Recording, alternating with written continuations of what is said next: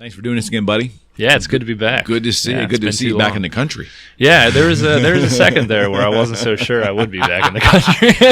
That much fun, huh? Yeah. No, I mean, I just really, I really vibe culturally with a lot of the Mediterranean region over there. I mean, this is like a 2,000-year-old civilization that I feel like has really acutely understood the connection between like mind and body in a way that I feel like Northern Europeans and like, you know, Protestant American people haven't really fully grokked, you know, like in this, in, you know, Barcelona, the Catalan region, and then through southern France, like Montpellier, Marseille, all the way around into like the kind of Cinque Terre, Rome sort of like area along the coast of Italy. It's just, there's this connection to the body that, the appreciation for food, the appreciation for like touch, the appreciation, like I was in Istanbul and I went to a hammam, which is like where you kind of like go in and you go into like a sauna and you sort of like cleanse yourself with like a bucket of cold water, then enter the sauna. And then afterwards, this old burly Turkish dude just puts this like glove, this like sandpaper glove on his hand. And then he just like completely exfoliates like all of the top layers of skin on your body, and then just gives you this like deep tissue massage. And there's nothing sort of like, it's like about just sort of like, you know, scraping your body clean and leaving you feeling this like sense of comfort. And like, you know, it's just like a bunch of dudes in there doing that to each other. There's nothing like weird and sexual about it. It's just, and so that's like what, I don't know. I just kind of had this epiphany that like, you know, we like to think of our brain as sort of running the show, and our body is something we don't have to take care of, and it's just sort of like getting in the way of what our brain's trying to do. And Americans live that way, totally. Right? If we need calories, just go through the drive-through and get whatever will get you what you need cheap and stuff like that. That works great. And and it's, look, Taco Bell is like my favorite restaurant of all time, so like I'm not trying to like talk down on any of that, but it's just like, it's clear that this civilization comes from before this Cartesian separation between mind and body, and like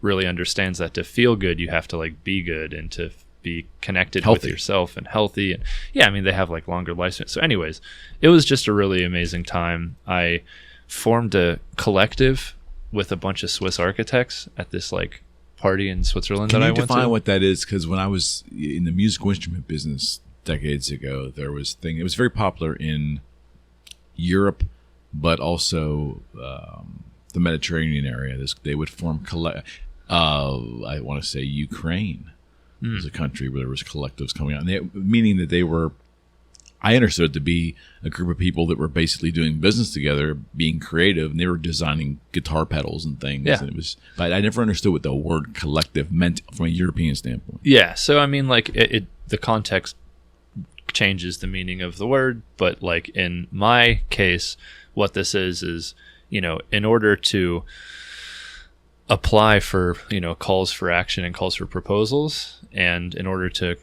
make proposals to get like grants and to build things, like you need to sort of form an entity, an organization. It's loose, it's spiritual, it's not like an LLC or a 501c3 or anything. It's just sort of like you and a collection of people being like, we're going to like unify our brand together under this common thing that has these like sort of this vibe and this sort of almost like aesthetic mission, and then through this vehicle we're going to like apply for competitions and stuff. And so kind of the money is put in the back end of the process, as opposed to America, it's the forefront. I mean, I think there are collectives of all kinds. I guess it's more that it's not like I'm going to like apply for this thing and then I'm going to ask you guys to help me with my project, or vice versa. Bringing them in it's early. More like we're going to create a superorganism that represents all of us, and that superorganism is going to be the thing that is like on the sign in front of our exhibit or whatever. You know what I mean? That's a European thing. So it's a little bit, it's a little bit like, you don't hear that term used here. Is there anything in the States that resembles that? I mean, honestly, this is a really new world world for me. I, am a trained physicist, but somehow I ended up, in a collective with these architects. I was just, I took this trip to Europe. I was visiting friends, and I was just living their lives with them. And there was a week that I was in Mendrisio, which is in the Italian part of Switzerland, where the people I was staying with were very busy. They had to work and everything. But a couple weeks before, I was at this like rooftop party with these architects and was getting close with them and sharing ideas with them. And so for that week, I just said, you know what, I'm just going to go hang out with these other people for a while. And there's this Biennale, which is like a celebration every 2 years, like biannual Biennale, in the Italian part of Switzerland, and it was happening at the Lugano Art Museum, and they had a call for proposals to actually build some landscape art at their museum. And so me and these call for proposals, and these people from Switzerland, so some of them were British, some were Austrian, and we drafted this proposal for this like 40-meter sail that sort of responds to the heat being emitted by your body. And we won, and I have to go back to Switzerland in like a month and build this thing. That's crazy. It was I feel bad because they're all like working hard on it in Switzerland, and I'm just kind of like sending ideas and stuff from here. Exactly. Right? But I'm like the science connection, because they're like really ambitious architects. Some of them are like faculty at universities and stuff. And but I kind of added this like kind of trippy science vibe, and they were like, yeah, we want to do like architect that explores these ideas that you're kind of trying to articulate to us right now. And so that's kind of how it happened. All right. And you were mentioning to me when you got here that you have resigned your position at Duquesne, correct? Yeah. I'm finally taking that leap. I've been going to school since I was 3 years old. I'm leaving academia. It's bittersweet. I really loved all my colleagues at Duquesne. My connection with my students was great. I mean, I have students that graduated many years ago that I'm still going over their house for dinner. Right on. I one of them was my age, and I still sometimes go to the movies with his son because we both like anime. I'm going to miss that deeply, and I'm going to miss having an audience to talk about, quantum mechanics and stuff like that with. Basically back in 2017, me and a collective of friends, basically, we all had like various ideas about like social impact projects. Some of us were more into education, some of us were more into economic development, some of us were more into the arts and sort of like growing a community through expression. And we realized that we needed a space. We needed like a place to put all these ideas to kind of grow from. So we found this elementary school in Wilkinsburg, Pennsylvania, that was shuttered since like 2011, 2012. And this was like 2017, so it's been closed for like 5 years. And we got together and we were like, we could probably like take out a loan and like turn this into like a giant holistic anti-poverty machine, community center, economic development, arts, education center. And so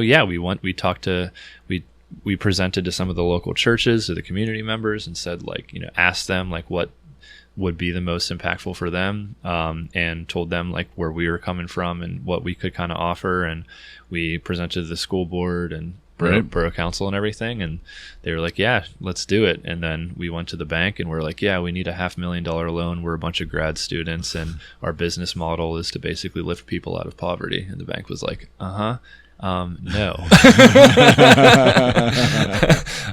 And so that didn't work out so well. But then we went to a like non-profit private investment firm called Bridgeway Capital, and they were like, interesting, we like this, but like this is obviously kind of insane. So they were like, yes, but it's going to be like 9% interest. That was crazy. And we couldn't be a nonprofit because they wanted all of our personal assets like on the line and stuff. And so we were all guarantors. So we did it, and we got this money, and we renovated this space, and we ran as like an LLC for 3 years. And we, stayed in the black. The winter we'd get $6,000 gas bills and stuff. It's a 40,000 square foot building. Wow. Like, it's enormous.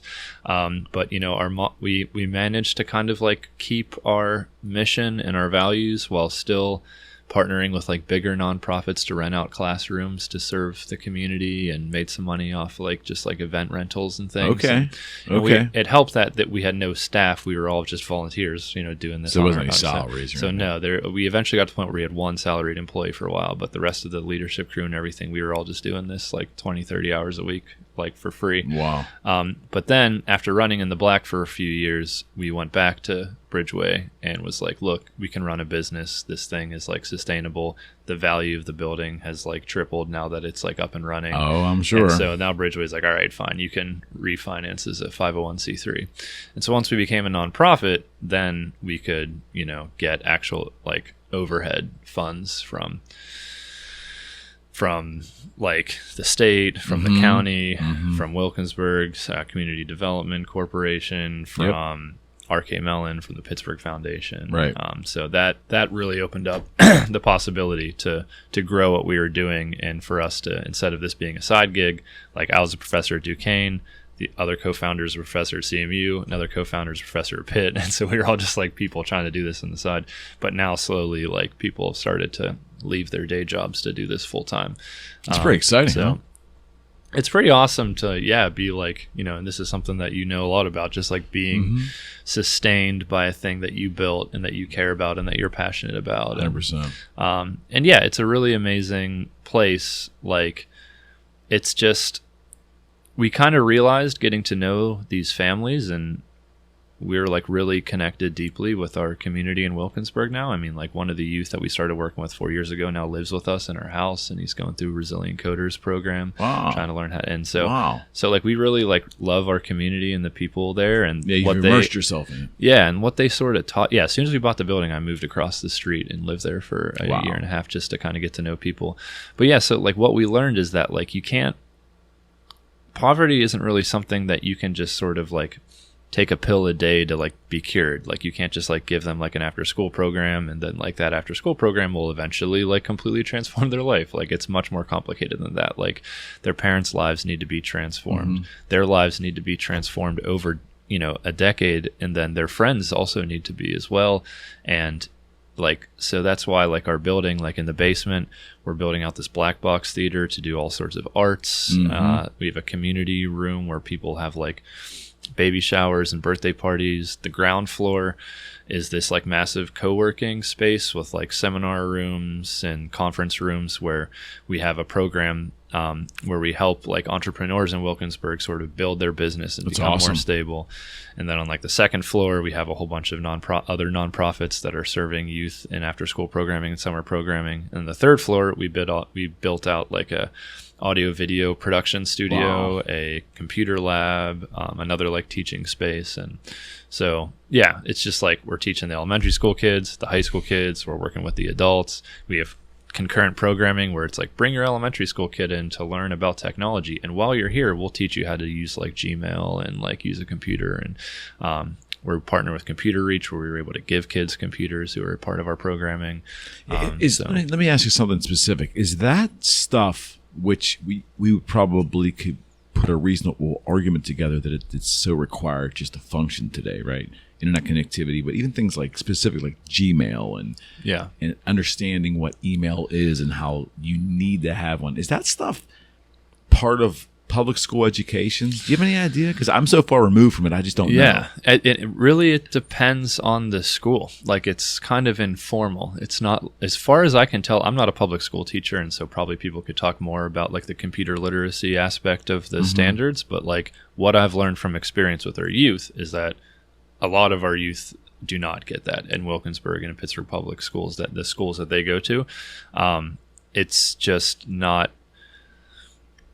Yeah, if they don't have it at home or anything like that, then like they're not really getting real interaction with this technology. And so that's another like kind of insight that we learned doing a lot of this work is, like our executive director's got a PhD in computer science, and I did a lot of like physics simulations and stuff, so I'm into computers. And so, we originally were like, oh, we're going to like teach the youth Python and they're going to learn how to do data science. And then we realized like, no, like where a lot of these folks are at is like they need to realize like what is a browser? like what is on their computer versus what is actually out in the cloud, right. and how do they interact with these two spaces and conceptualize them differently. Like there's a lot of just basic things that people who grew up before the internet understand, because we used to just have a computer and then all of a sudden we got the internet. But now the blending between like what is online and what is on your machine, every machine is really just a node that connects you to some cloud services. It's all like very abstract and confusing, and like it's surprising how difficult of a time you can have. Even the adults that we've worked with have a really difficult time using the like Google Drive, and just all sorts of online resources. Even like software that you download on your computer still requires some sort of license that like gets authenticated online. Like there's a really entangled web of information that like if you weren't born in it, like then like it's something that you just need to learn. And so who cares about Python and stuff? Like let's just teach people how to be empowered and effective with the technology that they have around them. And so that's like a big starting point for us. I think so. I count my blessings every day that I took the path I did, because I can tell you a lot of my friends I grew up with that I'm still in contact with are not, this is a terrible thing to say, they're not as computer literate's a terrible word to say, but they're not aware as I am, because I needed it to run my business. So I forced myself in the late 90s and 2000s to figure that out as a middle-aged guy. But I just know that folks in their 50s and going in their 60s, they kind of missed it. Yeah. You know, that's a thing. Yeah, for sure. And like literacy, it might feel sort of condescending, but it is like a good word to describe it, because it's not like you don't have to be a genius to speak English. Like people that are not too sharp, speak English very well. But there are geniuses that live in France that can't speak English. Correct. And so the point is not that like you have to be really smart to know how to use a computer or anything. The point is that it is a literacy of sorts. It's something that it's a learn your brain, it adapts to understanding this paradigm. It adapts to understanding what conventions we use with the way that windows are presented to you and how information moves between them. And it's something that like you just need to have a lot of experience with. And it helps to have that experience when you're young, just like a language. Sure. And so, I think there are people who are like kind of embarrassed by their like, illiteracy when it comes to computers and technology. And I just want to say you absolutely shouldn't be, the same way that like, a Nobel Prize winner from, France should not be embarrassed by not being fluent in English or something like that. Like it's just something that you need exposure to. And you're never too old to start getting that exposure. Not at all. It will be a little bit harder, but like also like that's part of the challenge, and it's fun. So that's why we're trying to introduce youth early on to just like, we have a lot of programming, but there's a lot of time that we spend where it's like, just come here and hang out on the computer. And like, what do you do? What do you want to do with the computer? Oh, you like art? Oh, cool. Like, check out this like graphic design in browser, not spending money on anything. Just check it out and just get familiar. Now, all of a sudden, you're starting to get familiar with like layers and things that you have on Photoshop. And that paradigm starts to like make sense to you. So when you get older and maybe you do want to go into graphic design, you're just have that little leg up. You'll have the elementary mechanics to the standardized stuff. Right. And a lot of teachers that aren't great teachers, I mean, I've definitely been guilty of this as well, will assume that you have some of this like conceptual framework already built in, and they'll start teaching as if you already have this. And then that's how like, it really, and like the kid, he'll blame, he or she will blame himself, and be like, oh, they're getting it, but I'm not. And so that must mean that like I'm dumb. And it's just really unfair, and it like hurts their self-esteem. Right. So it's just a lack of exposure, and they don't know any better. They don't realize that, this kid probably has 100 hours of being in front of a machine and playing around on his dad's computer when he was young. Like, a lot of times when I was like trying to learn a lot of coding stuff, and I was with a lot of my friends in New York, when I lived in New York, we're all like coders, and I'd be like really sometimes I'd be like feeling down on myself and really impressed by them and everything. And, they're all super brilliant too, but also I like slowly learn little biographical pieces, and it's like, oh yeah, your dad like made a website whenever, the internet was first invented, and you used to like play around with it and help him with it and everything. Of course. And I just like played lacrosse and guitar and never used a computer. So, but Yeah. Anyways. So what is your title there? What is your position there? I'm the director of education. Okay. The space is called Community Forge.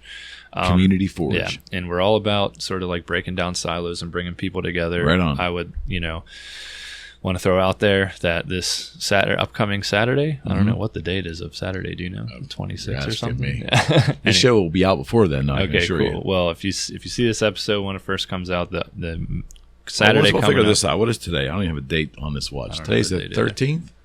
I think we're past that, no? Today's the 22nd, my friend. Gosh. I meant to say 23rd. Today's 22nd, so what was Saturday? Saturday is the 27th. 27th So August 27th. Yes. If you're in the sort of East Pittsburgh area, it's in Wilkinsburg. It's called Community Forge. Okay. And at 8 p.m., we have an open mic night. Oh, right on. Because we also have an artist in residence that holds these open mic nights once a quarter. And like, what is open mic? Yeah, so I mean, it is. We have a really talented band that is like really good at improvisation, and then you basically, as an artist, can come up with like a song, and you could even just tell them the chord progression, and they'll just start riffing, and you sing. So we've got a lot of vocalists. That's cool. We have spoken word. We have a lot of hip hop. People come with like their background tracks and play them on the speakers, and then just like rap. We have the poetry there's really good. We have some stand up. Some comedians come up and do stuff. That's cool. And one thing that I like want to brag about it is that like it is one of the few places, just because me and the co-founders and everything are so connected to a lot of these sort of like more like Mount Lebanon kind of like CMU privileged spaces. We sort of bring our people to these open mic nights, but the open mic nights are mostly filled with like local Wilkinsburg people. And so it's one of the few places in Pittsburgh where it's like, it'll be like 50-50, like white and black, and everyone's like having an awesome time kicking it with each other. How awesome like is that? Pittsburgh is very, it should be. But it's so segregated here. Yeah. And very much there's so. a whole history we could go into all that, but that's like one of the main things that we try and do with our arts programming is to like try and get people to come together via music, via art. And so anyways, when it comes to art in general, art's not valid to me unless it's 100% inclusionary in every degree. Yeah. Anything less than that to me doesn't cut the mustard for art. It's something else, but it's not art to me. Art is about sort of like the universal human experience. That's how I look at it anyways. For sure. That's how I've always looked at it. So I think it's pretty cool, man. I mean, it's one of those things where it's a pretty seismic life decision. You know? Yeah. It was. He goes to Europe and comes back a new man. Exactly. What happened over there, Coop? Well, a week of microdosing and Montpellier can really change your life. That's what I hear. Yeah. That's what I hear. Yeah. If I wasn't so afraid at my old age, I might try it. Well, I got a lot rolling around in my cranium about the James Webb telescope because I'm so damn fascinated by it. The clarity of the photographs is exactly what you told me before it launched a year ago, what it was going to be. It's exactly as you said. It's incredible. You take a galaxy they've been looking at through Hubble that's kind of blurry, and you're going to see ridiculous detail and then some. Yeah. That's exactly what I'm saying. Yeah, I mean, it's, we've learned a lot from Hubble. It's a significantly larger instrument. It's, capable of seeing wavelengths that are far outside of what Hubble's capable of seeing. And for seeing things that are far away, that's key, right? So, this is infrared too, This is infrared. So that's like the why we have these infrared scopes.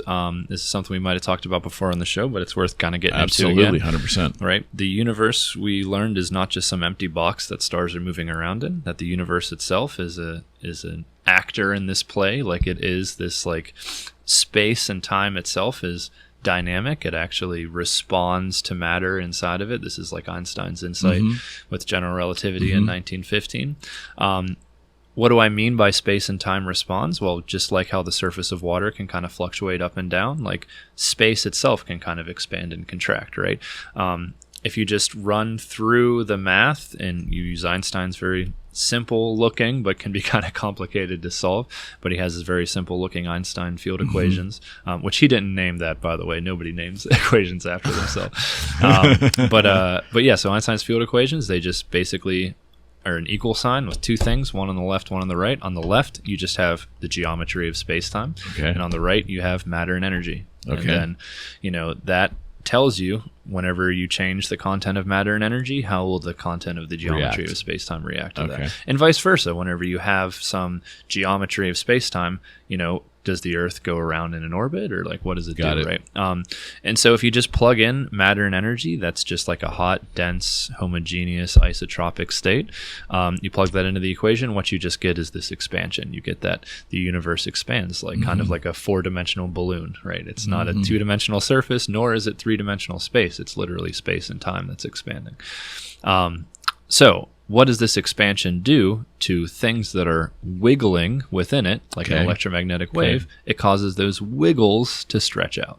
Right? Got it. So if you think of a wavelength as being 1 meter, but it stretches by a factor of 10, that is now a 10-meter wavelength, right? Understood. What happens to blue if you stretch it out by a factor of 10? It goes from 400 nanometers in wavelength to, 4 microns, 4,000 nanometers. Right. And what is that wavelength that is no longer visible? Your eyes are no longer sensitive to that wavelength. That's now past red in how long it is. So it's infrared. Infrared. Right? And so that's exactly what the James Webb Space Telescope is doing. It's looking at galaxies from a long time ago, which means they're very far away, because in order to sort of see things that are old, they have to be far, because in order to currently see something, right, the light has to just be hitting us now. But if it's from a long time ago, that means it's been traveling for, billions of years. And if it's going the speed of light, that means it must be billions of light years away, right? Okay. So it's very far away.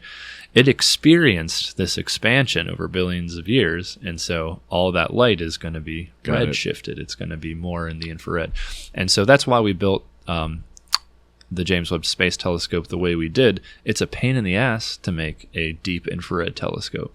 You have to worry about the fact that even the temperature of empty space is too hot in order to really see clearly in the infrared. That, empty space on the other side of the moon at this Lagrange point that the James Webb Space Telescope is at, it's, even if we were interstellar, we're not. We're very close to a very hot object called the sun. But even if we weren't, it's still too hot. The little vibrations of molecules in the instrument, molecules have charged particles in them. And when charged particles vibrate, they emit electromagnetic radiation, which is like noise, basically, in the telescope. So we need this thing to be insanely cold. Okay. We need to basically block any radiation coming from not just the sun, but also the Earth. The Earth is plenty hot to wash out anything that we're trying to see. And then once we block everything, we still need cryogenics on board that will get this thing well below. So there's a shield there, right? There's a huge sun shield, right? Yeah. It's like the size of a tennis court, and there's 5 layers of it. And what's insane is it's maybe like a hand in width. On one side, it's like over 100 degrees Celsius, and because it's people think of space as being cold, right? And it's true because there's not like an atmosphere that's keeping you warm. But if you think about it, like if you can see the sun, then that means that the sun's rays are hitting you without any absorption from the atmosphere either. So like the surface of the moon is kind of like the hottest desert you can imagine. It's not like the atmosphere that's making you hot. It's that the sun is just hitting you with 1.3 kilowatts per square meter of incident flux of energy, right? Okay. So the surface of the moon is boiling. It's like boiling water. It's like that hot. Yeah. And so, all that radiation is hitting this instrument. So we have these like really fantastically engineered paper thin sheets that are of this really special kind of like plastic that basically reflects all of the sun's rays. When it hits this sheet, it heats up. So not only does it reflect it, but some comes through and reflects on the other side. So we have another sheet next to that. And the light sort of bounces around inside of there, and they're tilted so that the light bounces away. But then this one gets heated up, so they have another one. And you get a sort of geometric series of cooling, like it kind of cools exponentially. So we have 5 of these things that are like all in series with each other. So that way by the other side, it's literally like a few hundred degrees cooler than... That's insane. And it's insane. And this stuff is like, paper thin. There's just 5 pieces of paper basically that can create this like several hundred degree temperature difference. That's insane. It's wild. Yeah. So but to build that, they had to test all that here. Yeah. Yeah, that's why, and we said this before on the show, everyone just needed to calm down about how long it was taking for the JWST. They need to calm down about how expensive it was. Like, this is an insanely hard thing to do. Yeah. And this material, they needed to like wrap it up like a parachute and then have it sort of mechanically expand on its own. And it worked. And it worked somehow. It's amazing. These materials are called non-deterministic too. And so non-deterministic means like you can't predict what they're going to do. Like whenever you take a piece of paper and you crumple it up and then pull it back out, like you could do that a million times and it'll do it differently each time. Like there's no math you could do. Is that entropy? I had the wrong word. Entropy is related in the sense that like entropy represents this like measure of like chaos in a way. Yeah, that's theoretically chaos, right? Yeah. What it kind of is more is that when you take a material and you put it under stress like that, there's a ton of instability in the material where, if like when you take like a beam and you sort of push, at some point it just gives and deflects, right? Right. When you take a material that can kind of give anywhere, then all of a sudden you just have like this like coin flips all over the material. It's totally unpredictable. Got it. Okay. And so that makes it very difficult whenever you need this all to happen automatically. Like that's another thing with the Mars landing too recently, the Perseverance rover that landed on Mars. Like that all needed to happen. Like it needed to air brake, and then it needed to deploy a chute, and then it needed to sort of let down this machine on this like, cable while this other thing like flies away. All that needed to happen completely automatically. Like it's not like you could have a guy in a booth. And why? Because these things are so far away that like, it takes, I guess it's like, yeah, it would take like, depending on where Earth and Mars is, it probably is like 10 minutes for like you to like send a signal to it and then like hear the feedback from that signal. That's crazy. Right? We're 8 minutes from the sun. That's 1 AU. Mars at its closest is like half an AU away. So that's 4 minutes, but that's like absolute closest. And so it's really like 5 minutes each way. So there's just, you don't have the option to like control it live. It isn't in real time. This is, yeah, exactly. So the fact that all this crazy stuff happened completely automatically, like James Webb's whole sequence of unfolding, the mirrors had to be folded up and then they needed to unfold and then calibrate. And all this had to be done like completely automatically, robotically, which is like totally insane. Well, there are moments where if 1 or 2 or 10 of these things didn't go exactly as right, then the whole thing would just been screwed. Yeah. Or other safety about like, well, if this doesn't work, at least we would get partial use out of it, that kind of stuff. Yeah, good question. Like if the sun shield didn't deploy, it would be completely useless as an infrared instrument. I don't know if you could even still get good optical information out of it. Maybe you could still get some optical images. What was the thing they were worried about the most, Was it the sun shield? Yeah, the sun shield being completely unpredictable once it gets up there. That was the first thing that actually deployed too, They correct? deployed that, yeah, because it takes a very long time to cool. Newton's law of cooling basically says that the rate of cooling is proportional to the temperature difference. Okay. So like, an ice cube on a hot day will cool much faster than, will heat up much faster than like a lukewarm glass of water on a hot day. Both of them will eventually reach thermal equilibrium with the atmosphere, but the ice cube will change its temperature faster than the lukewarm water will change. And so the cooling is really fast at first, but then as you start cooling this thing more and more and more, the rate of cooling slows down and you kind of asymptotically approach that temperature. So they needed to deploy that first because they knew it was going to take 6 months to like really fully get the temperature. That's why we launched it like over Christmas basically, and it's only now in the summer that we're finally getting some images. But yeah, that was probably the thing they're the most worried about. I mean, deploying the mirrors and getting them aligned, like, because it's kind of like we needed to build the telescope in space. Like the way that Hubble worked is it was just a giant piece of glass and they just put it up there and then pointed it, and even Hubble was messed up and we had to go fix it. I remember that. Yeah. But this is like 16 pieces of glass, and then we shape them all in space into the shape of like a parabolic reflecting dish. They're all little octagons, right? They're hexagons. Hexagon, yeah. I'm sorry. Yeah, so the hexagon is able to tile the plane. You could take regular hexagons and fill a two-dimensional surface with it. And so that's why we built this thing out of a bunch of hexagons, because, I mean, it's just... But it was all folded up into a nice package and launched up there. Exactly, yeah. So we needed to unfold it, calibrate it. And that has some advantages, too. Like if one of the hexagons, like, breaks or something, like one took a meteor shot, a little micro meteor they were calling it. Yeah, that's a big coin flip, with all these things is, space is not empty. We're pretty close to a pretty large gravitational attractor, 10 to the 30 kilograms of gas is like sitting cosmically close to us, the sun. And so, and also where the James Webb Space Telescope is at one of these things called a Lagrange point. It's named after this French physicist or mathematician. I thought it was the ZZ Top album myself. Yeah, maybe they named him after the ZZ Top album somehow 200 years. So there are these... it's just like mathematically, if you go into a reference frame that's orbiting around the sun, then there are, two real forces, the attraction to the Earth and the attraction to the sun. And then there's one sort of fake force because you're not in an inertial reference frame, you're rotating. This is called, the centrifugal force. Like if you've ever been in a roller coaster and you feel yourself thrown against the side, that big dip of the thunderbolt, and you make that hard right turn, and the person sitting on the left gets crushed, right? It's not that the thunderbolt pushed you together, it's that you are not in an inertial reference frame. You are turning really fast, and so you're trying to go straight, but the thunderbolt's trying to go right, and so the person on the left gets crushed, right?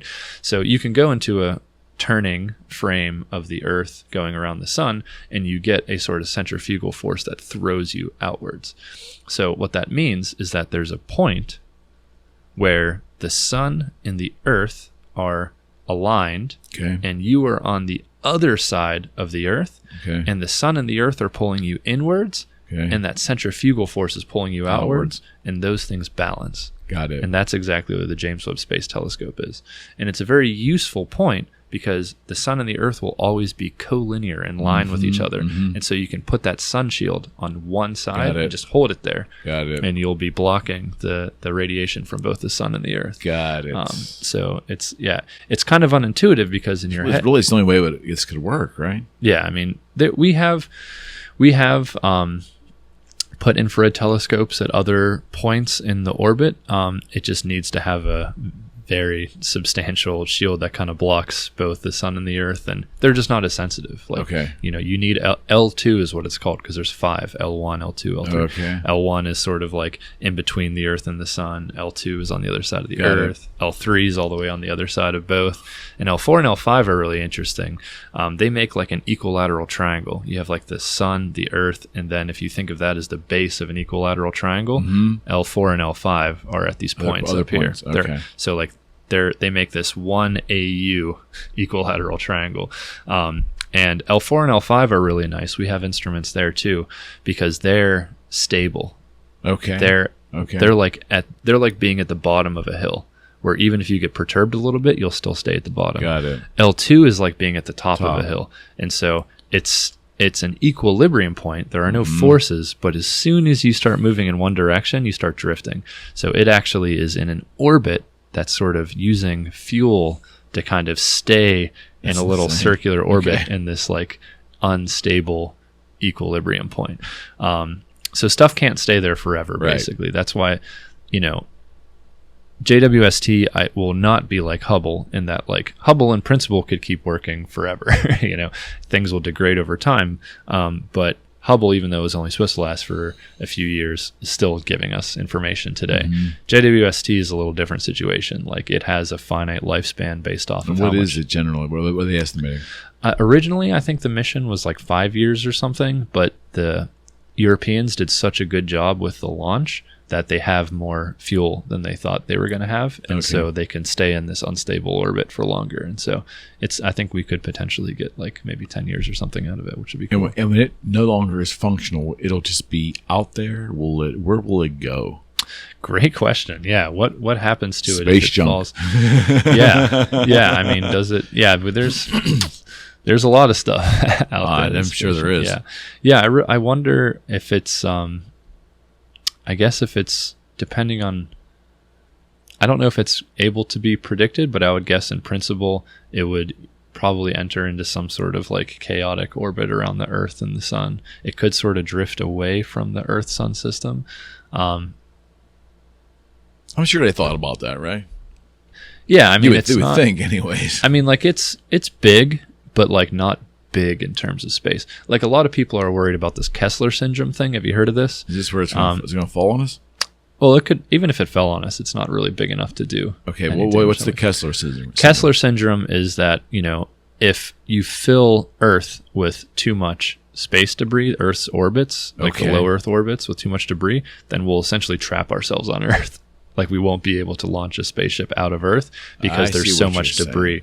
That would be a lot of debris, right? So on the one hand, like we are nowhere near that sort of situation, and people make a big deal about like, oh, Starlink is going to create a bunch of space junk and stuff, and satellite system, and it's like, yeah, like that's like kind of true, but like that was a knock on Iridium 20 years ago. Remember, Iridium phones were supposed to be a thing, and it kind of like failed to get funding, or they failed to launch. I don't know. No, they were definitely up there. The last Iridium satellite fell out of orbit like somewhat recently. I actually looked this up recently. I tried to sell those phones in the mid 90s. Oh, yeah. My company was a reseller of the Iridium phone. Unbelievably expensive. And I don't think it ever, at least of my time span with the firm, I don't think it ever actually came to market. It kept getting delayed. I see. Yeah. So Geosynchronous satellites. That's how weird they were sold this sales material. We're going to launch these Geosynchronous, is that right? Geosynchronous satellites. Synchronous satellites, and it's going to support this with this non-terrestrial cell phone system. Like, okay. Wow. Okay, that's interesting. I didn't know that they were geosynchronous like that. So what geosynchronous means is that, the satellite goes around the Earth, and, depending on how far away the satellite is, will change what the sort of period of oscillation is. Okay. And there's a point where the period of oscillation of the satellite is exactly 1 day. Okay. Which means that the satellite will be pointing towards a point on the surface of Earth, and as the Earth rotates, the satellite rotates with it. That is very far away compared to where like Hubble and all these like Hubble and stuff is like maybe a few hundred kilometers, like 450 kilometers, 500 kilometers off. The same thing that like what about this Starlink that Musk has? Same thing. Starlink is in this sort of low Earth orbit sort of thing, low to medium Earth orbit. Just like 500-600 kilometers above the surface. Space is like 100 kilometers above the surface. So take the thickness of the atmosphere, multiply it by like 5 or 6, and that's kind of where you see a lot of this stuff.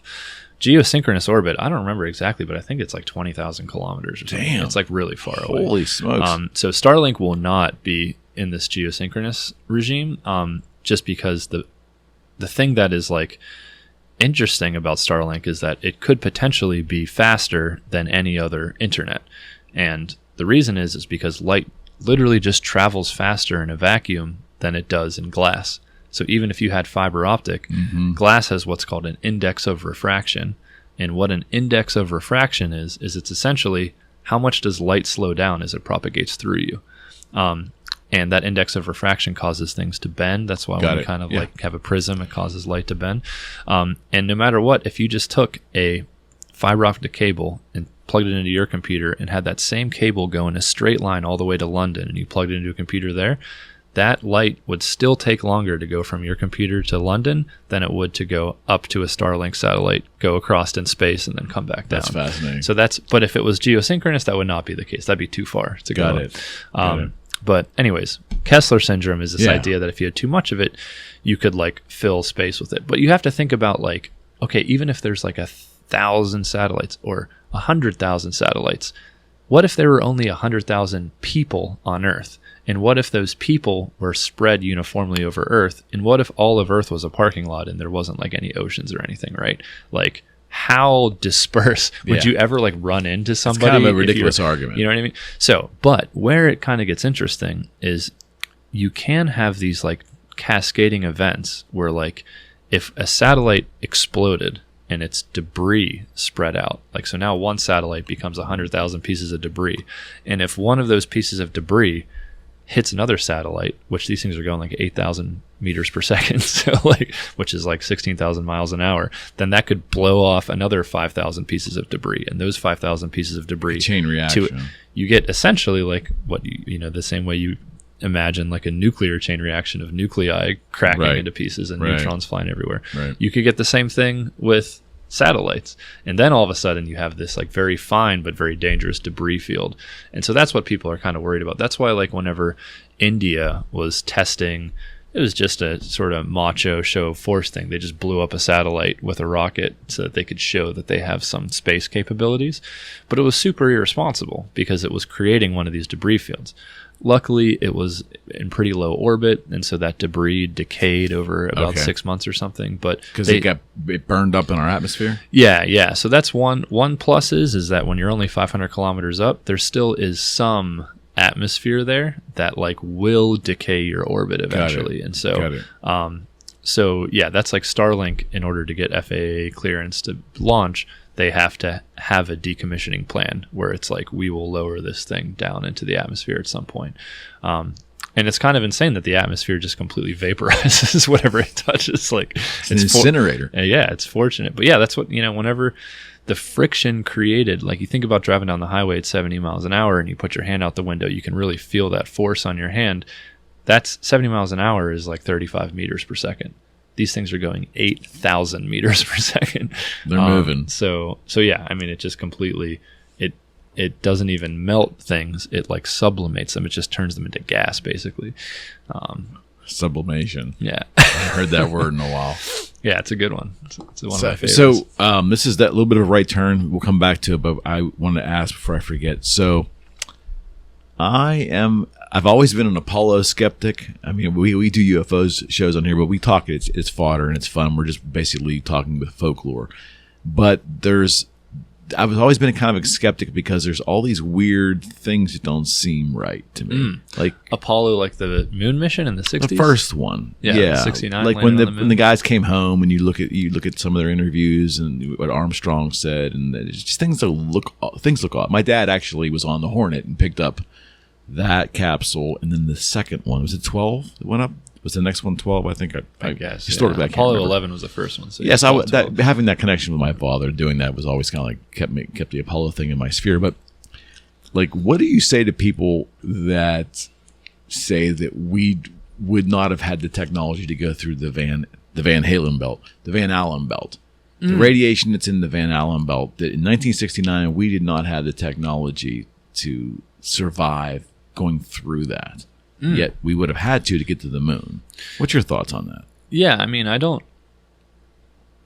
think it really takes we don't have any sophisticated technology today that somehow is like capable of doing this that we didn't have back then. I mean, shielding yourself from radiation is it's both very simple and very hard at the same time. Okay. It's hard in that there are just core physics constraints where like you just need to have enough of a dense material to stop the radiation. Okay. But it's not, there isn't like any like sophisticated way to do it. This is what we're so worried about with going to Mars, is that like it's just a really long time to be in space, and space is a really dangerous place in terms of radiation. And really the only way to stop yourself from this radiation is to just block it, you know. Got it. And like lead is really good at that because it's very dense and it's cheap, but it's very heavy. And the only way to launch a rocket off the surface of the Earth is either to make it very light or make it have a lot of fuel. Yeah. And so that's very expensive. But the Van Allen belts, I don't think are. How long would they have been in the Van Allen belt in terms of like Earth minutes, hours? Like good question. Yeah. So let's try and kind of order of magnitude it. So the moon is about a light second away, which means it's 300,000 kilometers away. Okay. And the capsule would have been moving, in order to sort of escape Earth's gravity, it must have been going like 10 kilometers a second or something like that. So if you divide 300,000 by 10, you get 30,000. So that's sort of like 30,000 seconds. Okay. Right. And the Van Allen belts probably only stretch like a few % of the way to the moon or something. So we'd have to divide that by 100 basically. So that gives you 300. Okay. So 300 seconds is like Where 5 minutes or something. Where they spend time in there. Yeah. So I don't think it would have been much worse than a chest X-ray, basically. What's the definition of what the Van Allen belt is?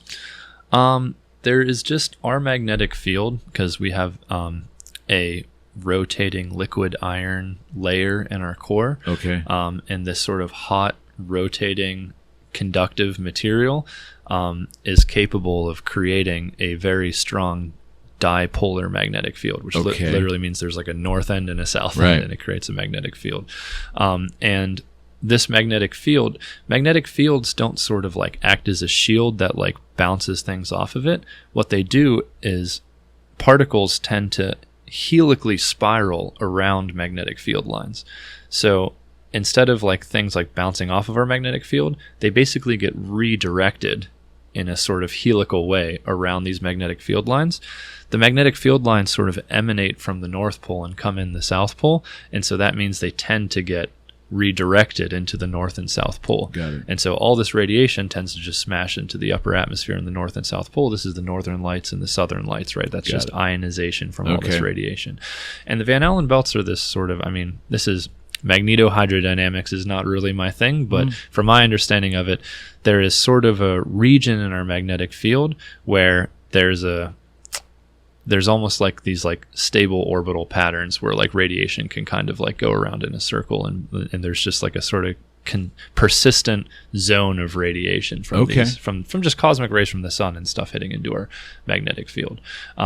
Probably it's some small fraction higher than whatever the like ambient radiation background is. And so if you were to sit in the Van Allen belts, if you lived there, if you built a house there, then probably your family would get cancer, more frequently than somebody who didn't. But that's the thing about radiation that I think people need to kind of understand, is that like the Earth is radioactive. Like there is radioactivity in the Earth. Every time you eat a banana, there's some of that potassium-39 is potassium-40, which is an isotope that decays, and it emits radiation inside of your body. Right. And that's just a part of living in a universe with unstable nuclei, is that you're going to be bathed in radiation. And so the question is more, and our biology takes that into consideration. That's why we have such an insane, like, copy proof, like error correcting code sort of system in our DNA, right?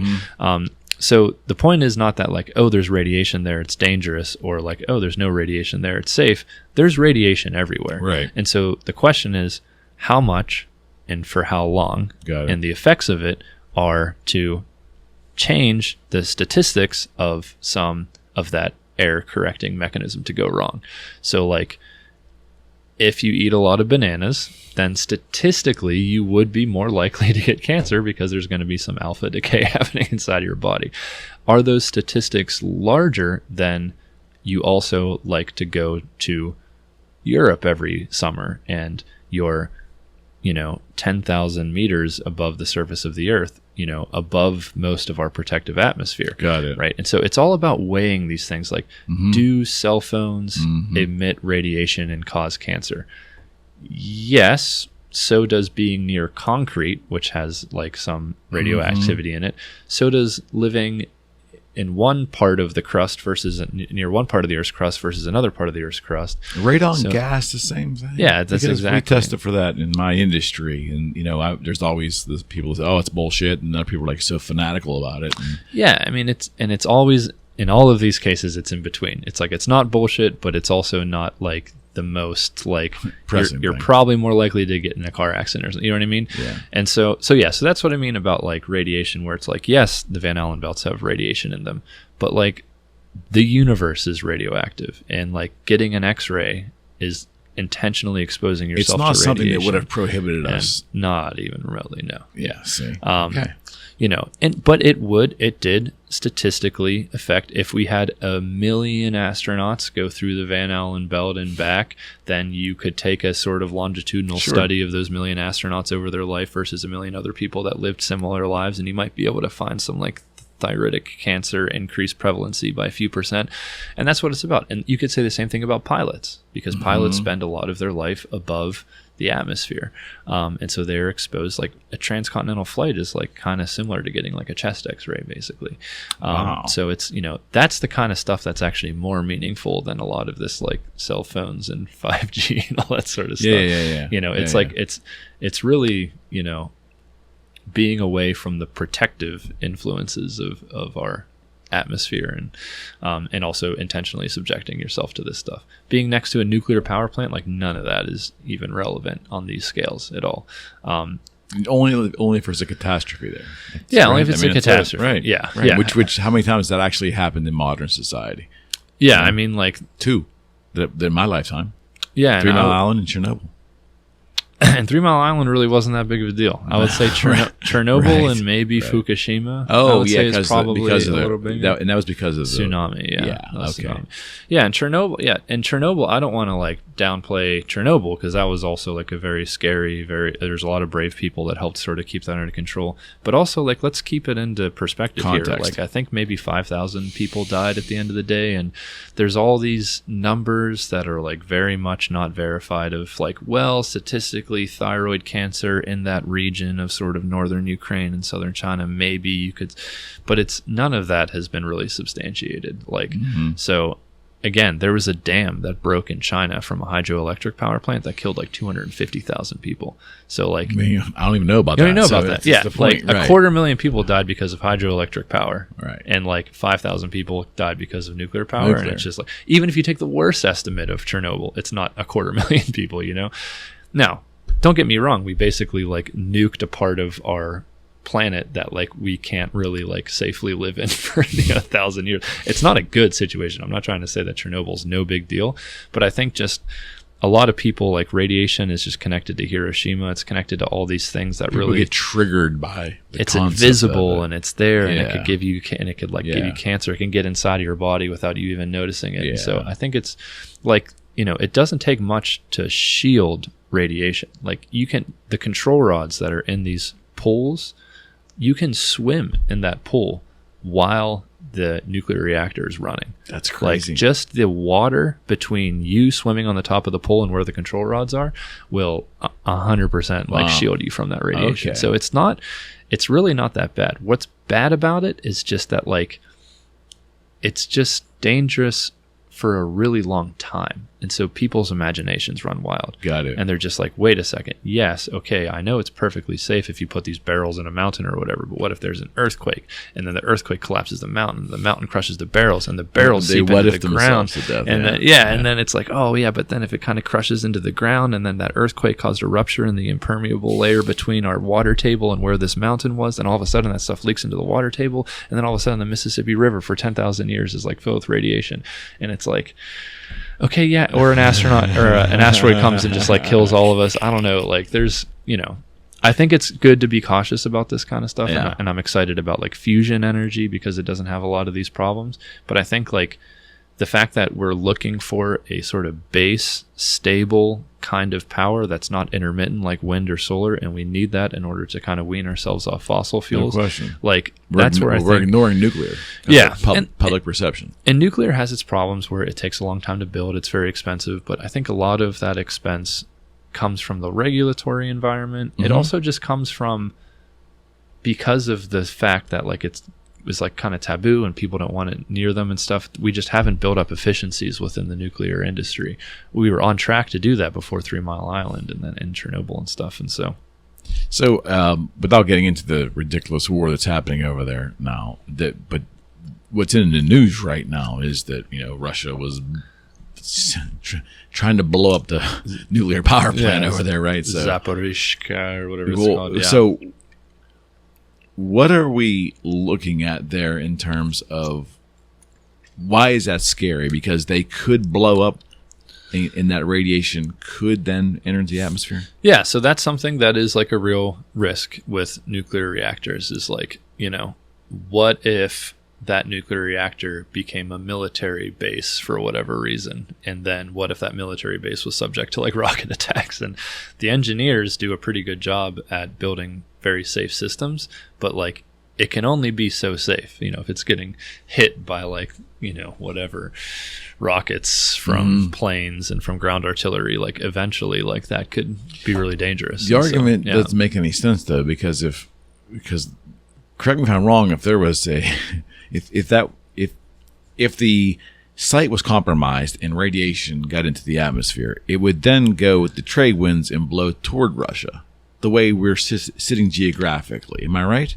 It wouldn't be good for anybody, including Russia. That's but I mean, they would get it first. I mean, it would probably be very bad for Russians. Yeah. Okay, so it wouldn't be good for anybody. Yeah. Are we in danger in the States from that?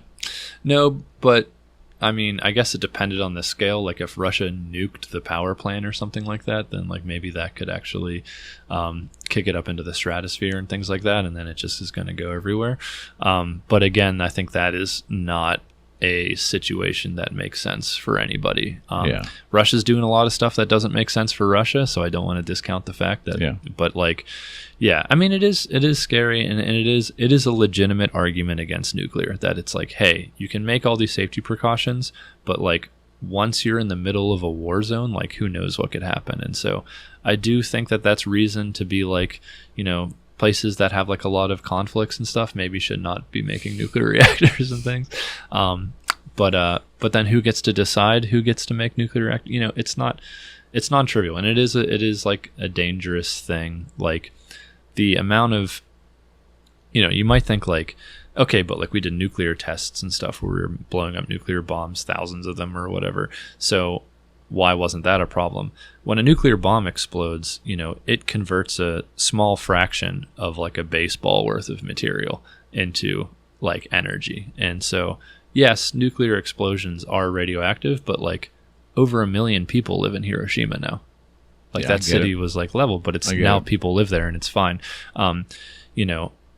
Nuclear power plants aren't just like a baseball worth of stuff. Like they're like, tons of these like concentrated uranium oxide pellets, and so and this stuff is not being sort of converted instantaneously into energy the way it is with a bomb. It's just being sort of exploded and aerosolized and broken up, and and so that's where like nuclear reactors can be dangerous with bad intentions. Like if you tried to aerosolize a large amount of nuclear fuel, it would be like a very dangerous thing. And that I think was like a lot of the, like I'm very frustrated with the environmentalists of like the 70s and stuff, because they basically shut down, like I think they're as responsible for climate change as like any other kind of fossil fuel activist, because they basically shut down the growth in our nuclear program. But I think they had the best of intentions there, because I think a lot of the environmentalist anti-nuclear stuff from the 70s was about like, look, nuclear is bad. Nuclear bombs are bad. Radioactive material is dangerous. War is bad.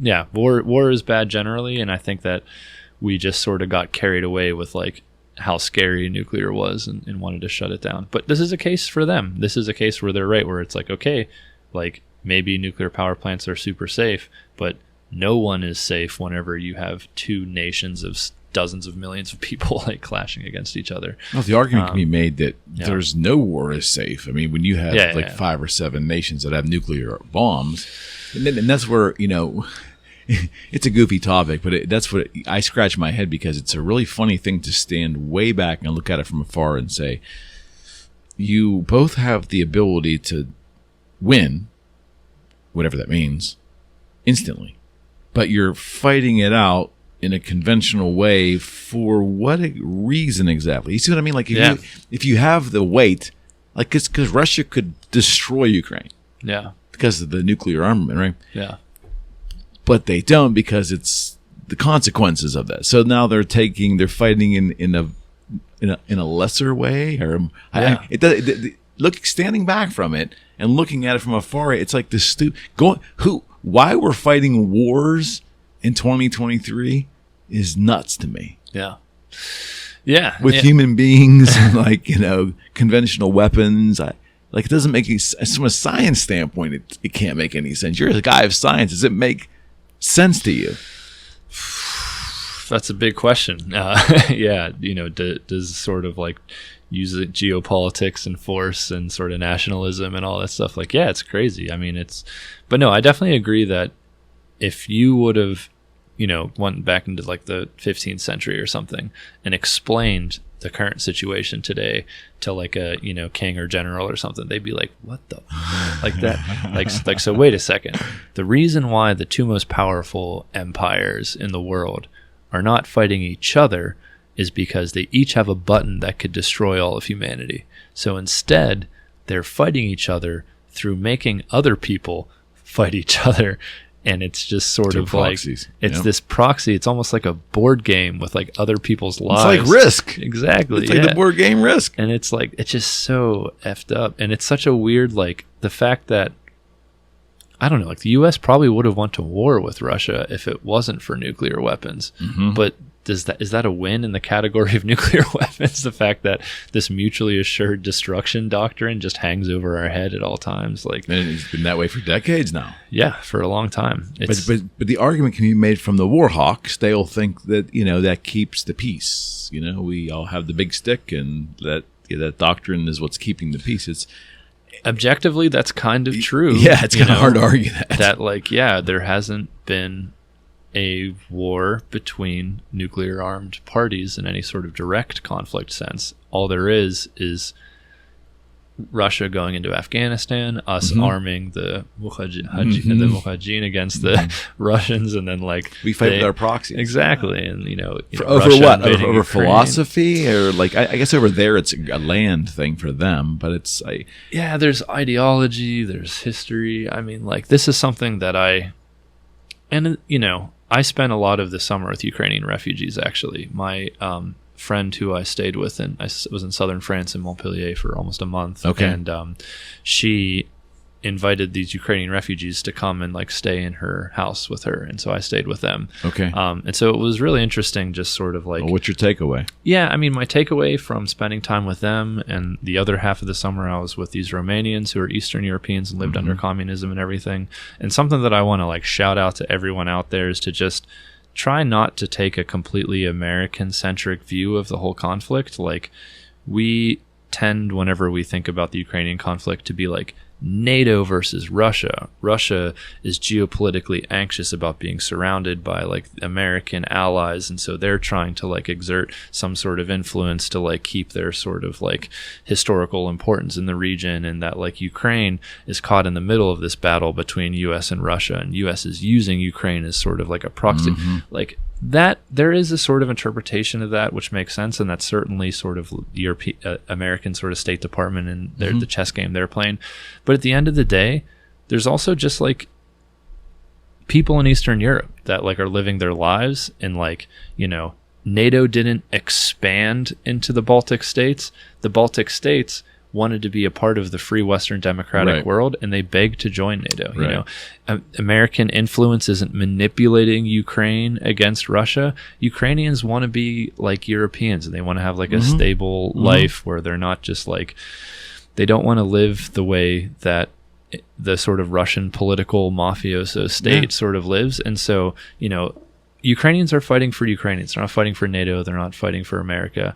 And they were invaded, for goodness sake. They were freaking invaded, yeah. And Americans, I know it kind of there's an interpretation in which like America is trying to like play this risk chess game with like Ukraine and like use it as a sort of like, way to encircle Russia, blah, blah, blah.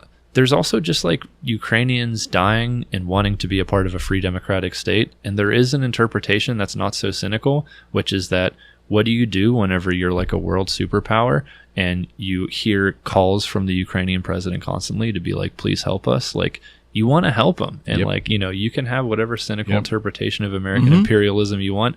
We just, I think there is basic human decency. There's has a lot to come in of, at some point, like, right? I used to be a very anti-interventionist, whatever, from growing up through like the Iraq War era and everything. But the more I sort of am like reading about history in like a longer term sense, I'm realizing that like sometimes there still is cause for like trying to help the little guy from being crushed by the big guy, Certainly. And so certainly. So yeah, it's complicated. Like, I don't know. I have like family members and people who feel very passionately about like saying we should stay out of this, like blah blah blah. But I don't know. From spending these times with these Ukrainians, I'm just like, I want to go over there myself and like do what I can. Like, these are like people that I've learned to love and everything.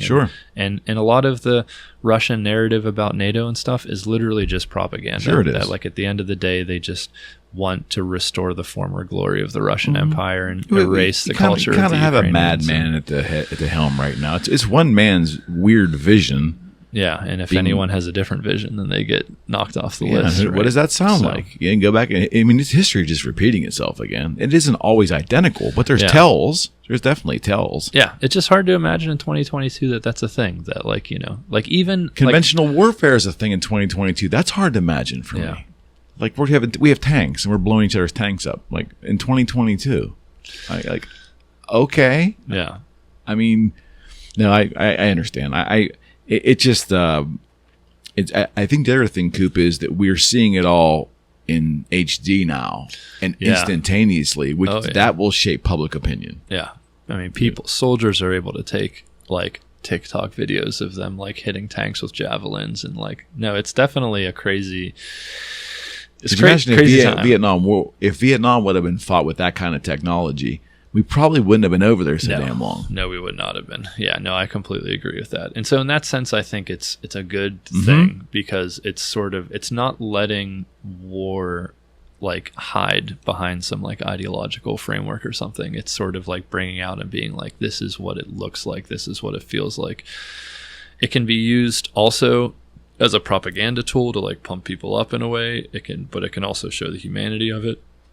Yeah, it's just we live in some crazy times. Yeah, we definitely do. Okay, so I want to revisit a couple topics that you did your darndest to explain to me in prior shows. I've gone back and listened, and I still don't get it. I get asked this question by my friends all the time, and a couple of them understood your explanation. I did not. And the question was, you're in space, and there's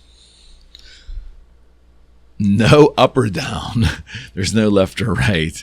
You're just there. And when people talk about spiral galaxies and you talk about linear, to me, linear means everything on a plane, right? In our orbits, the planets of our solar system orbit around the sun in a plane. More or less, yeah. And that's not every solar system that is like that, but that is the way. Okay. Yeah. So, like, why don't we just fall? Like, what's keeping us from just falling out of orbit and and if we were to fall, like falling where? Right. Like towards the sun. So the idea is there really isn't an up or down, left or right in space. Yeah. Space just is. Yeah. You can get closer to the sun or further from the sun. So if what you mean by fall is closer to the sun. So falling out of orbit would be just that in terms of like falling into the orbit or falling out of orbit could be falling closer or falling away. In a sense, you're right. What is stopping us from falling? The answer is nothing. We are falling constantly. But we're going so fast that we keep missing the sun. So like the Earth is trying to fall towards the sun. Okay. But it has it's pulling it. Because it's pulling it in. Right. But it has some speed that's tangential to the sun. So when it goes to fall, it misses and ends up on the other side. And then it keeps falling and misses again. And it's just falling and missing over and over again. Okay. And that's exactly what orbit is. Okay. Orbit is when you're falling, but you are moving faster tangentially than you are falling vertically. Okay. So in 1 second, you fall something like, let's see. I think 1 second you fall something like 5 meters. Okay. Right? And so what that means is that you need to go horizontally. When you go horizontally with respect to the surface of the Earth actually starts falling away from you. Okay. Because it's like if you go tangent to a circle, your distance to the circle increases, right? Okay. And so you could ask the question, how far do you have to go? Right. So that way you increase your distance to the Earth by 5 meters. Okay. Right? Okay. Because if you did that, then falling 5 meters would just take you right back where you started. Right. Right? Right. And the answer is given the curvature of the Earth, the size of the Earth, basically, Okay. you need to go 8 kilometers in a straight line before the Earth falls away from you by 5 meters. Okay. So that means you need to travel 8 kilometers per second. Because you go 8 kilometers, you fall 5 meters, you end up right back where you were. You go 8 kilometers, you fall 5 meters, right? Okay. So that's why the ISS, the International Space Station, is going about 8.1, 8.2 kilometers per second, because it's just To maintain. it. So that way it can fall forever. Got it. So Earth is falling Got forever. it. Okay. Right? Let's see. I get that. Yeah. All right. So let me. I'm still not clear about the overall question, and it's a deep question. So if you were to take this room, and just humor me for a second, it's a corny analogy, but it's the only way I can explain it. You take the space of this room and equate that to a portion of the galaxy, or then a portion of the universe. Right? No. Portion of. Well, would it really matter? No. Let's say it's a portion of the universe. And in this space, okay, again, I don't assume it's the entire universe, just a portion of it. And in this space, there's a spiral galaxy like right here, right? It looks relatively linear, a spiral galaxy. Like flat, you mean? Flat. Like it looks like it's in flat, a plane. right? Yeah. Then maybe that's an illusion. I don't know. No, it is. Okay. And there's a reason for Okay. things being flat like that. and we'll Okay, so explain. let's say this galaxy A is here, but this galaxy is over here, another one down here in relevance to this space, and it's tilted this way. Yeah. And there's another one over here. So when I look at that, I'm asking myself, what is keeping this like galaxy here, and why does it not fall here? Now it won't fall because there's no gravity. Yeah, what's pulling it? Yeah. It's just the space is just it just is. It is falling towards the other galaxy because galaxies gravitationally attract each other. Right. And that's why galaxies move, because they're all pulling on each other. The closest galaxy to us is Andromeda, and it is eventually going to collide with us, right? Yeah. Okay. So in about 5 billion years or so, it'll start kind of Got like it. Yeah, I've seen the animation of it. Okay, so Yeah. it's the fact that it's the lack of gravity, because I'm thinking of it more on a Earth circumstance where we have gravity. Yeah. Out there isn't any gravity. It just space just is. Space just Shit's is. just everywhere. Exactly. And everything is pulling on everything else. Like here, the Earth is pulling, like we're all tiny compared to the Earth. And so there's this reference frame that we all have, which is that no matter where you are on Earth, you are on Earth. And so there's an up and there's a down. Okay. Like we don't feel, you're not feeling this gravitational attraction to me. I'm not feeling this gravitational attraction to my phone. We are, but it's small because the Earth is 10 to the 24 kilograms. Got it. This thing is 100 grams. Got so, it. Yeah. you know, gravity is proportional to the mass. So 100 grams, 10 to the 24 kilograms, you know, that's a difference of 10 to the 25. So there's the gravity to the Earth is 1 with 25 zeros after it's stronger than this. And so that makes it seem like there is, period, fundamentally a part of nature and up and down, because we all live our lives in this space in which one thing is completely dominating everything else. That one thing is in this direction that we call down. And so that defines down for us. Okay. But once you talk about 10 to the 23 Earths floating around out there, around all these stars, and the Earth is a millionth as big as the sun, right? Okay. Then, you know, all there is everything pulling on everything else. Okay. Right? That makes sense to me. Okay. Yeah. Okay. Let me get to the pancakification of the galaxy so that we can kind of understand the flatness of it. All right. So this is a feature of the math of gravity, which is very interesting. So gravity has this law that says how the force changes as a function of distance. Okay. And that force, it clearly decreases as you get further away. If it didn't, when the sun came out, we would all just fly into the sun because the sun is much more massive than the Earth. Why don't we fly into the sun? Because the sun is so far away. The gravity is weak. How much does it go down? It goes down like the square of the distance. Okay. Right? 10 times further away, it's 100 times weaker. 100 times further away, 10,000 times weaker, right? It's proportional. So it's like, it's inversely proportional to the square of the distance. Got it. 1 over r squared is what they say. Is gravity basically in this Earth weak? Like I've heard like some physicists say on some of the shows I've watched where like the actual number of the gravity's not real strong on Earth. Right. Is that correct? That is true in some sort of like absolute particle physics sense. Okay. So like, I think the best illustration of this concept is if you took two electrons and you put them about a meter apart, right? The electrical force also gets weaker, like 1 over r squared. Okay. So it's a very natural question to say, okay, they're both gravity and electricity are weakening with distance the same way. Okay. So in some sense, the gravitational attraction versus the electrical repulsion, because they're both negatively charged particles, there's some sort of like absolute measure of the relative strengths of these forces by asking the question, do they attract or repel? Okay. Right? And intuitively, you might be like, well, my life is dominated by gravity, so maybe they attract. But then you might be like, well, we can kind of push electrons around in circuits, maybe they repel. And the answer is that they repel, that electricity is stronger than gravity, and it's not even close. They repel by about 42 orders of magnitude. Damn. 10 to the 42. Wow. One with 42 zeros after. So that is why, in the Large Hadron Collider, this giant ring in Switzerland that's smashing particles together, they act like gravity doesn't even exist, because it basically doesn't weak. on this scale. Got it. So then the question is, why do I feel dominated by gravity then?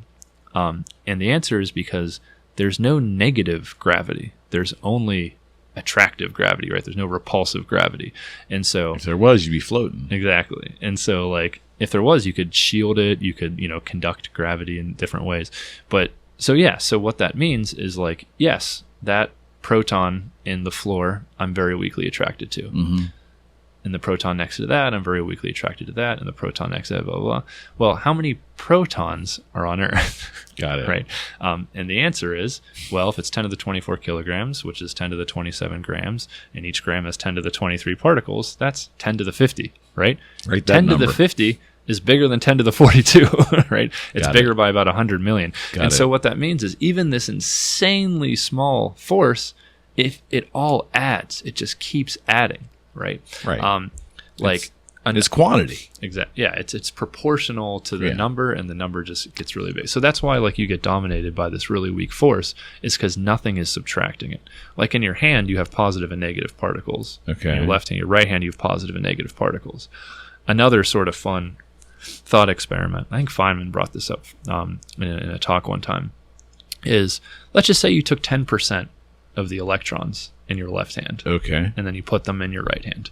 Okay. So your hand right now is kind of electrically neutral. There's as many positive and negative particles. Okay. But let's just say you took 10% of the negative particles here and put them over here. So now they're not electrically neutral anymore. This is a little more negative because it has extra electrons. This is a little more positive because the nuclei aren't balanced by electrons. Okay. And you can ask the question, if I held my hands a meter apart, would I be able to keep my hands from touching?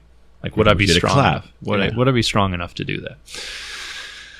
And then it'd be like, well, maybe you're not strong enough. But okay, let's say that, like, you had like a dump truck holding onto this hand and a dump truck holding onto this hand. Would it be strong enough to hold it back? It turns out that the force of attraction between your hands would be about the same as the weight of the moon. If you tried to, like, hold the moon on your back, like the entire moon, that force of the Earth pulling on the moon on the surface, that's about the strength of attraction between your hands. For just 10 protons. Just 10%, not 10%. 10%. 10%. So the point is that, like, electricity is fucking strong. Yeah, right? no shit. It balances itself so perfectly that I can't even feel a force of attraction between my hands. Right. But if just 10% of that balance was off, that force would be stronger than the weight of the moon. That's insane. Right? So, yeah, electricity is significantly stronger than gravity, but it cancels. Gravity can't cancel. You cannot shield gravity with it. You can't, like, put electricity, you can shield very easily. Not yet. We haven't figured out how to do that yet, right? Never say never. But our understanding of gravity over the last, let's say, decade or so, there's been, like, a lot of discoveries in regards to gravity. Am I right to say that the graviton has become a thing? Yeah. Is gravity, is it a particle? Or is it a wave? I mean, what is gravity? Right. So yeah, it was really 1915 that gravity transformed. 1915 was when Einstein's theory of general relativity gets published. Okay. And that's what transformed our idea of Newtonian gravity, which is just sort of this thing that instantaneously transmitted and into this, like, dynamical field that, like, kind of propagates the way that light propagates, right? So just like you have light waves, you have gravity waves. Einstein calculated it and was like, okay, these things are so tiny, simply because gravity is such a weak force that, like, yep. you know, we're never going to be able to actually see a gravitational wave or anything. It would be insane. You'd have to build something like a kilometer big that can measure distances a million times smaller than the nucleus of an atom or something. Like, no way we'd be able to do that ever, right? No way. Okay. So we did that 100 years later in 2015, which was pretty amazing. And that was the graviton? So the term came around somewhere. Yes. So at some point. Yeah, let's talk about what a graviton is. Okay. And first, let's talk about what a photon is, because that might be a little bit more intuitive, right? Okay. So you have this medium, which is everywhere, and it's called the electromagnetic field. Right. And that medium can be disturbed by electrically charged particles, like protons and electrons, which everything in the universe is made out of. Right. So thus, everything perturbs this electromagnetic medium. Okay. Right? When you perturb it, it creates a propagating wave. Okay. That's what James Clerk Maxwell in the 1860s wrote down the equations for and calculated the speed of that propagation, and it was exactly the speed of light that was experimentally measured via other means. Right? Okay. We measured the speed of light using light from the moons of Jupiter astronomically. We also measured the speed of light in a laboratory with a super fast spinning mirror. And both of those numbers agreed, and they both agreed with what Maxwell calculated in his theory. That became the standard. So then we realized, light is an electromagnetic wave. These are the equations, right? Got it. So this is a wave, right? And so light was a wave, huzzah. Like, Newton thought it was a particle, Huygens thought it was a wave, but now we're sure it's a wave, right? But then Einstein comes along and is like, well, yes and no, right? That, definitely you have these wave equations that describe its propagation, but when it interacts with things, there is a sort of like irreducible unit of interaction there. The sort of statistics of a gas of light behaves as if it were just a gas of particles. Is this a split test? They call it, what's that called? Double slit experiment. Double slit experiment. It also showed at first that light was a wave. Right. In 1803, when Thomas Young did this experiment with light, he showed that when you shine light through two tiny little slits, it creates an interference pattern. Right. And interference patterns only happen with waves, not particles. Got it. But we turned that light down until it was just single instances of light hitting the screen, right? And at certain places, a certain interaction would happen, as if the light were just like a bullet that like hit a point on the screen. Got it. But if you collect all the bullets, you get this interference pattern. Got it. So that's why it's not correct to say light is a wave or that light is a particle. Okay. Its interaction is in this sort of like particle, like there's an irreducible unit of interaction where energy and momentum is transferred as if you got hit by something. Okay. But the propagation of a collection of these particles can interfere with itself in a way that like waves are able to interfere. Okay. Right? So light then has this dual nature to it, where it like sort of propagates like a wave, it interacts like a particle. These descriptions are useful in different contexts. What's right? this thing? Well, okay, so you don't look. I'm with you. What is the phrase that it acts like a wave until it's measured, and then when it's measured, it reacts as a particle? Yeah, measured. Am I saying that correctly? Right. Measured is what I sort of mean by interaction. Okay. Like That's what I thought. to experience an interaction is in a sense measuring the light. Okay, got right? it. Got it. And Got it. yeah. So light has this sort of dual nature to it. And then the question is, gravity is a medium. The space-time itself is like the sort of curvature of space-time is this medium that is akin to the electromagnetic field. If you take electrically charged particles and you disturb them, that disturbs the electromagnetic field, which creates these waves. So therefore, if I take something that has mass, i.e. everything, and I sort of disturb it, it should disturb space-time, just like you can disturb the electromagnetic field with charged particles. So therefore, you should have waves. And Einstein's field equations from that, you can extract a wave equation. Okay. And that wave equation has a speed that these waves propagate at, and it's exactly the same as the speed of light. So you have these sort of waves propagating this speed. But then you could say, well, just like with a double slit experiment where I turn down the intensity of that electromagnetic wave until you eventually just got these little clicks, right? This is kind of what quantum mechanics does to waves, basically. The same should happen with gravity. And, and the particle that represents this sort of interaction with light we call a photon. The particle that represents the interaction with the gravitational field we call the graviton. Okay. But there's a problem, and that's that in order to see a photon, a single photon is able to cause a photomultiplier tube to go off and to see it. Our eyes are able to see as little as like 6 photons. Like that's how sensitive. Okay. Why? Because electricity is insanely strong. Got it. And so even with a little tiny quantum particle of light, we're able to capture that and see that thing happened, right? Okay. Gravity, we literally needed 2 solar mass black holes to collide with each other in order for our instrument to deflect by 10 to the minus 21 meters.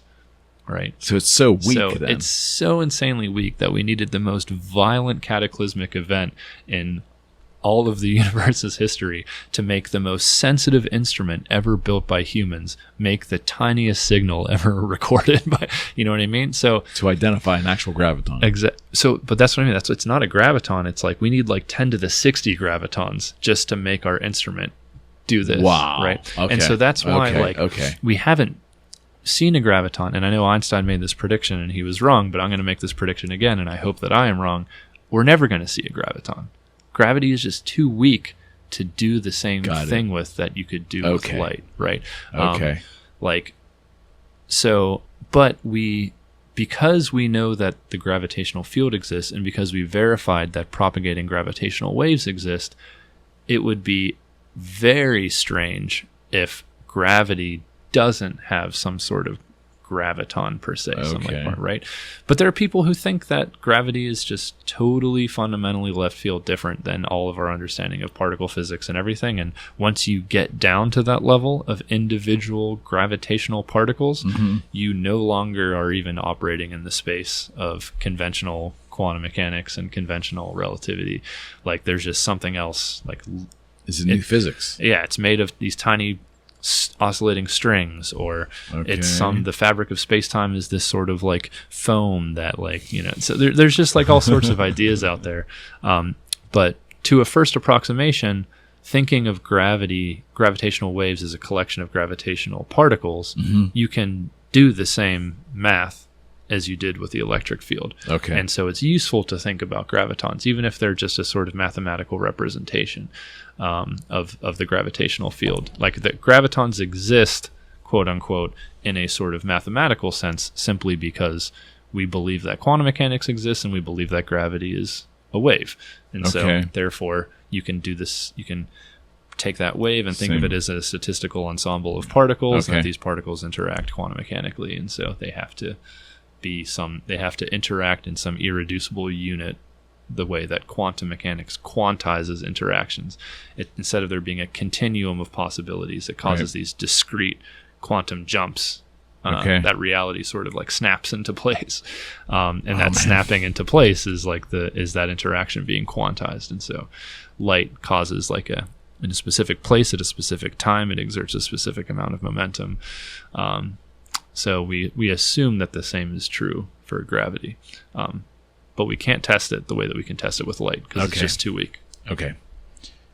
What do you believe, if I may be so bold to ask, when it comes to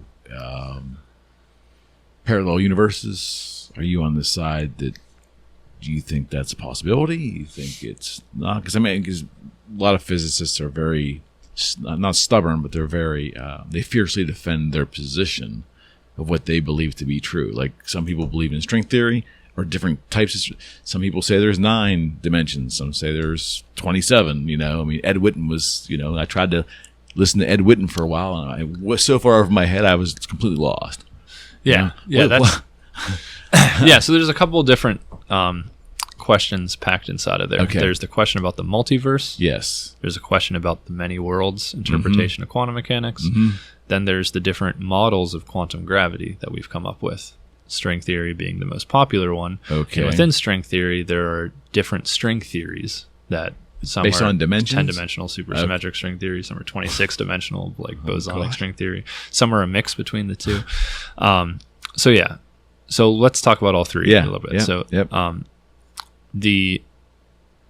And the multiverse and the many worlds hypothesis, I think, are inevitable consequences of certain theoretical ideas that you just have to accept unless you add something new. Okay. So I think the multiverse basically says that, you know, in a universe that experiences it, you have to take a lot of things as a given. In a universe where you have inflation, and the model of inflation can be represented as this inflaton field, right? You're going to have these pockets of the universe that never really stop inflating. That, like, you know, the inflation, there's basically a clock that is like keeping track of the inflation in these models. It's not uniform. And right. And that, like, that clock can always take a sort of quantum jump backwards, basically. This is just quantum mechanics. It just says that, like, you can roll uphill for a little bit quantum mechanically. And this is how scanning electron microscopes work. Like, there's a lot of technology that relies on this fact. So it's a true fact about quantum mechanics.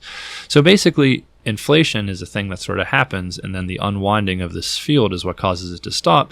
But in different pockets of the universe, you can always have this thing sort of jump backwards. And so you have little pockets everywhere that are eternally inflating. It's called eternal inflation. So if you accept this inflaton inflation type hypothesis and you accept quantum mechanics, and then on top of that, you add this hypothesis that string theory, if you believe it as being a valid theory of quantum gravity, has a lot of other content to it, a lot of other fields, and that these fields eventually go into some vacuum state after the universe sort of settles into its kind of current situation. And this sort of vacuum state of these fields is what will determine things like the strength of gravity, the strength of electricity, and the strength of magnetism, things like that, right? So this is, again, you're basically taking the assumption that the current content and interactions of the universe are really an effect of all the different fields of string theory sort of like settling into some what's called a vacuum expectation value. Like, the mass of the electron is determined by the vacuum expectation value of the Higgs boson, and this is something that is a part of the standard models. This happens where you have some background field that obtains some sort of like vacuum value, and then that vacuum value interacts with other things and gives them their properties, like their mass and their interaction or interactive strength, things like that. So anyways, this is a thing that happens in string theory. There's a lot of content, and so it could potentially determine all of the physical parameters of our universe.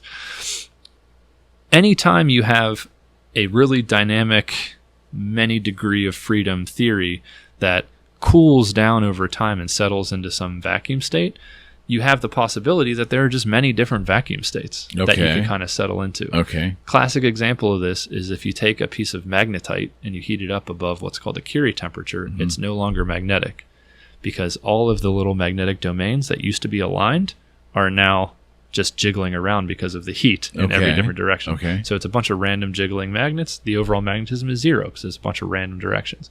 As you cool it down, the magnets stop jiggling and eventually align with each other. What direction do they align with each other? Random. It could be like this, could be like this, could be like this, right? Not predictable. It's not predictable. Why? Because all the magnets being aligned is a vacuum state, but there's sort of a full sphere of ways that they could be aligned. Certainly. And so if you heat up a magnet and then you cool it down, and then you heat it up and you cool it down, each time you do that, it'll end up in a different location. Now, what can break that symmetry? The Earth's magnetic field could influence React it. with that. And that's why magnetic domains in the Earth's crust are flipped from all pointing one direction, then all pointing another direction, then all pointing one because the Earth is affecting that. And that's how we know the magnetic poles are flipping. So that's kind of a fun little side thing. But anyways, this is a totally generic feature of physics where you have these phase transitions that have many different possible vacuums, and you could randomly jump into either one. So now you have all this internal inflation. You have all these string theory fields that exist in all these different pockets of the universe. And as these universes sort of expand and cool, the magnets of these fields, so to speak, pick a direction. That direction is literally like the strength of magnetism is this, the strength of electricity is this, the strength of the strong force is this. So if you accept internal inflation and you accept this hypothesis about what happens to all these extra fields in string theory, you have to accept the multiverse. It's just it pops out of the theory. It's a prediction of the theory in a sense. So what you could say is this inflation story is BS. This string theory thing is BS. And there isn't like excellent reason to believe. Well, haven't we proved inflation? I mean, Guth, didn't he prove it with just? I mean, didn't Hubble in 1919 or didn't it with the? We proved the expansion of the universe, but that's different than inflation. So inflation is this like period of super exponential expansion very early on, and it was only after inflation was over that you just got the normal cosmological. So we're not expansion. in a state of inflation now. So we are inflating, but it's not the same as inflation. Not the rate. Yeah. When we refer to inflation, we refer to like there was a time, it was like 10 to the minus 30 seconds, and in that time, the universe increased its like size by like several orders of magnitude. Like, I don't know. E to the 60. Like, now, what do they estimate in terms of human scale? How many years was that? What year? What year? If we're 13 point something billion years in origin, at what year did we leave the initial inflation phase? So the model of inflation as it stands is this like inflaton field causes this exponential increase in the size of the universe as it sort of goes from a higher point in its potential energy to a lower, and when it falls into the low point, that field, as it oscillates back and forth in its low point, is what created the Big Bang, essentially, is what like populated the universe with all these particles. It was the energy from that field dissipating into all these other particles that it coupled with that created the Big Bang, essentially. So this took whatever number of Planck times, like in this very short amount of time. It was basically before the Big Bang in a sense, because it's like what created the like reheating of the Big Bang. And it was a point of like just exponential increase. We're kind of doing that now, because how did this inflaton field do that? Well, it was just a constant energy density. And when you have a universe that's just a constant energy density, it expands. Right now, we have dark energy, which is doing the same thing. But why it's a little different is because we don't just have dark energy. We also have dark matter. And that causes things to contract. And so if we become only dark energy and matter sort of like diffuses away as the universe expands, then you get all these big rip scenarios and scenarios where things are just like exponentially increasing away from each other. We might re-enter a phase that looks kind of similar to this inflation phase. But the inflation phase has not been proven. It's basically, it solves some interesting physical conundrums, and it is an internally consistent way to solve them.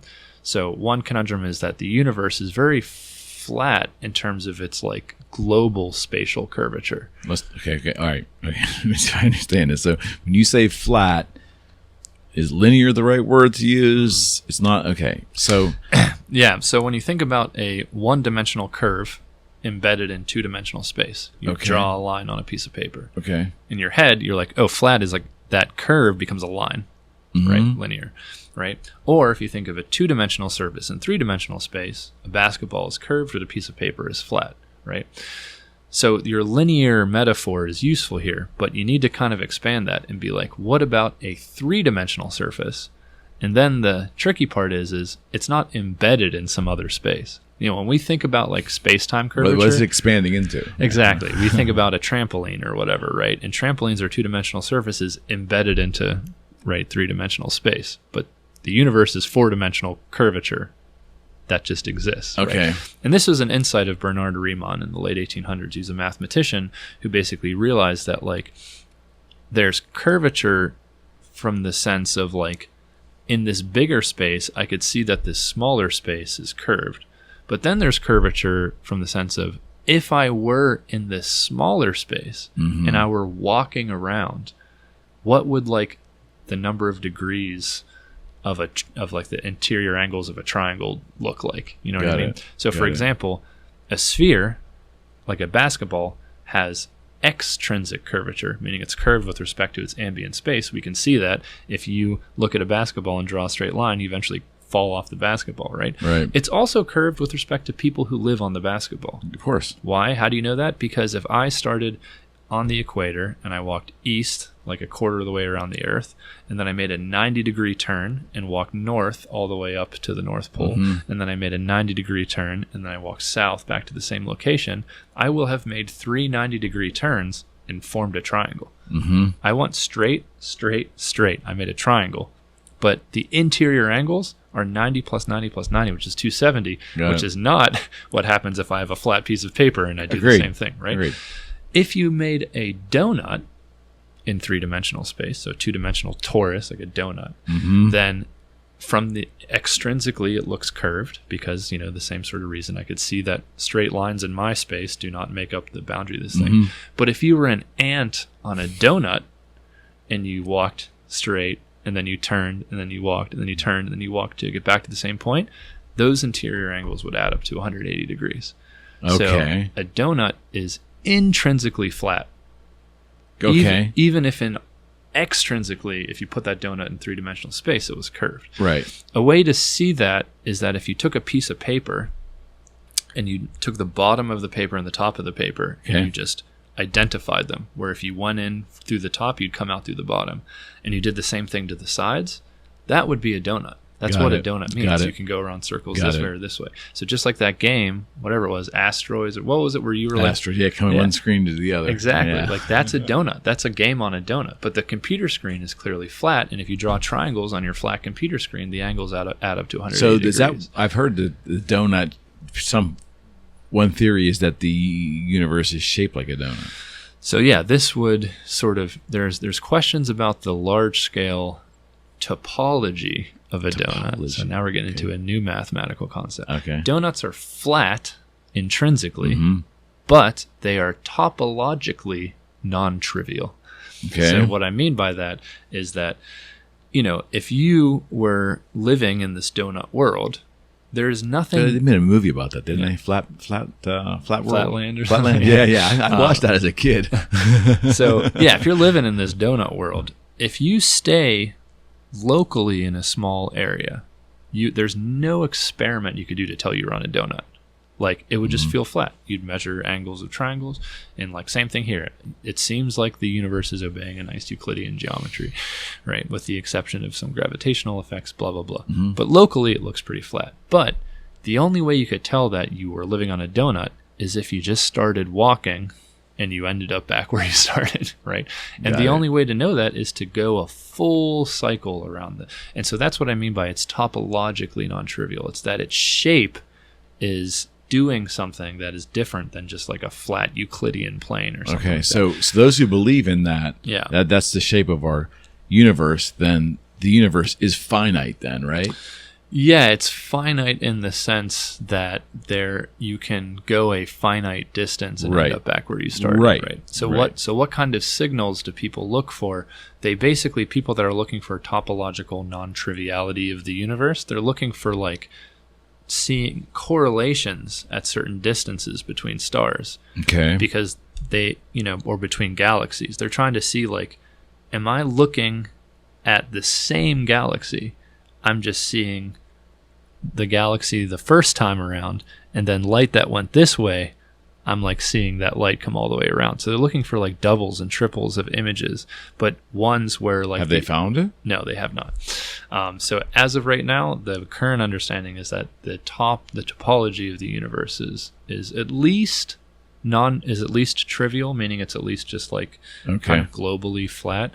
At least in the observable like Hubble sphere of the universe. Like we can't make any claims about things that are further than 14 billion light years away or whatever. You can't see them because it's just... You can't measure them. Because stuff that's further away than that is actually expanding faster than the speed of light. And so any information it tries to give us, it never makes it to us. And so as scientists, we need to be very clear about what we can and can't say. The limitations. So like, yes, is the whole universe a donut?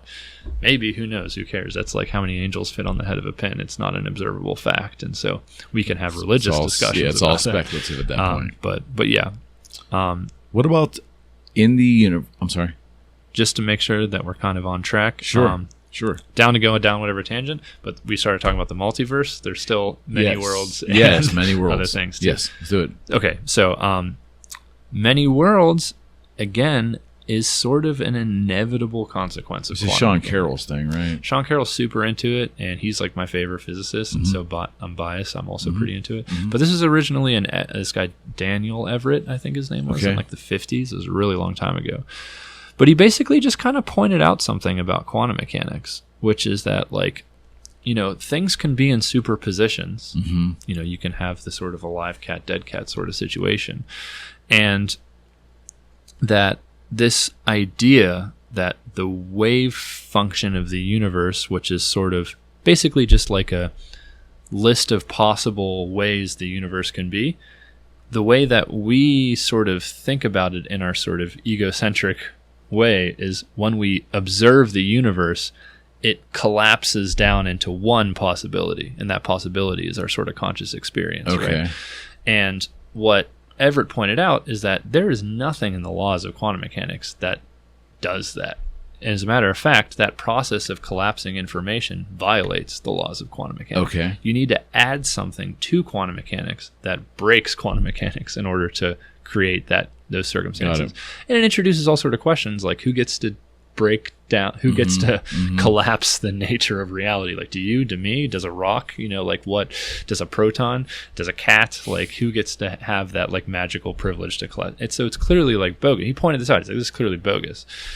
You know, what quantum mechanics says is that the universe is just this big complicated superposition, and that goes for protons being in a superposition between spin up and spin down, and because we're made of protons, it must go for us too. And that, like, you know, whenever we are sort of like observing a proton that's in a superposition of spin up or spin down, it must create a superposition of us who saw a spin up proton and us who saw a spin down proton.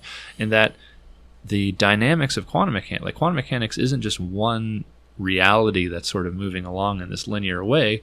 It's one wave function that incorporates all these realities that are evolving according to this unitary evolution that the Schrödinger equation describes. And so us egocentric beings who experience consciousness want to say that the universe sort of congeals into our universe. But what Everett says is that's not a part of the theory. You'd have to add that separately. And so the many worlds hypothesis is that, yeah, there's just this wave function contains all these different universes, and it's not like these are things you could like physically go to because they're not in another location. The very concept of location is sort of like this emergent property. Like the wave function is itself a sort of vector space that is independent of this idea of location. That's mind-numbing, though, because yeah. that's, what that's basically saying is, in layman's terms, is that every eventuality and every circumstance that's ever been, there's a version of it out there.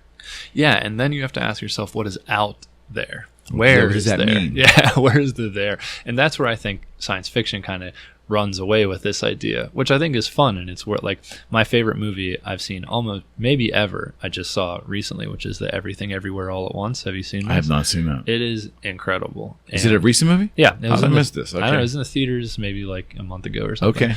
But yeah, and you know, it plays with this idea of the many worlds hypothesis. All right. And it does it in order to like talk about human things like feeling nihilistic in modern society, the changing of traditions between like your, you know, family life and like new 21st century technology life, mother-daughter relationships, divorce, father's unrelated, like all of this is like tangled up into, but the vehicle for all this is the many worlds hypothesis, basically. Okay. That the idea is that this person is able to like tap into every other version of themselves everywhere in the multiverse, if you will. That's insane. And like they like have these graphics of doing quantum jumps to like, oh, there's a version of me who's a kung fu master, so I'm gonna like draw on that to like fight these people. Like there's a version of, you know, it's almost like the Matrix. Like there's a version of me who could fly this helicopter. So he can pull on all. He basically can enter all these different dimensions, but then use it to his liking. Exactly. In his current dimension. Yeah. So it's kind of a kung fu movie at the same time. It's just like people are like doing all sorts of crazy stuff. But the way to do it's also a comedy. Like the way to do these quantum leaps is to like do really weird shit that like breaks the logic of the universe, like eating chapstick or something like that. So it's just an amazing movie. It's very intellectually, spiritually, emotionally, it's an awesome movie. But I do like where science fiction is taking this multiverse or many worlds sort of idea. And yeah, it's not, I don't know what to, I think about it a lot, and I don't know how it should affect my day-to-day life. I don't know what, that's like the crazy thing about modern physics, the whole ontology of modern physics, like what exists is so different than what our brains evolved to do. Like we have these apparati here that through natural selection evolved to be able to like, you know, pardon my French, but fucking eat berries and stuff like that. Like that's what, you know, anticipate when there are predators coming our way and find mates. And for sure. Like that's what we evolved. We did not evolve to like think about the fact that we are a branch of a wave function that's experiencing just unitary evolution.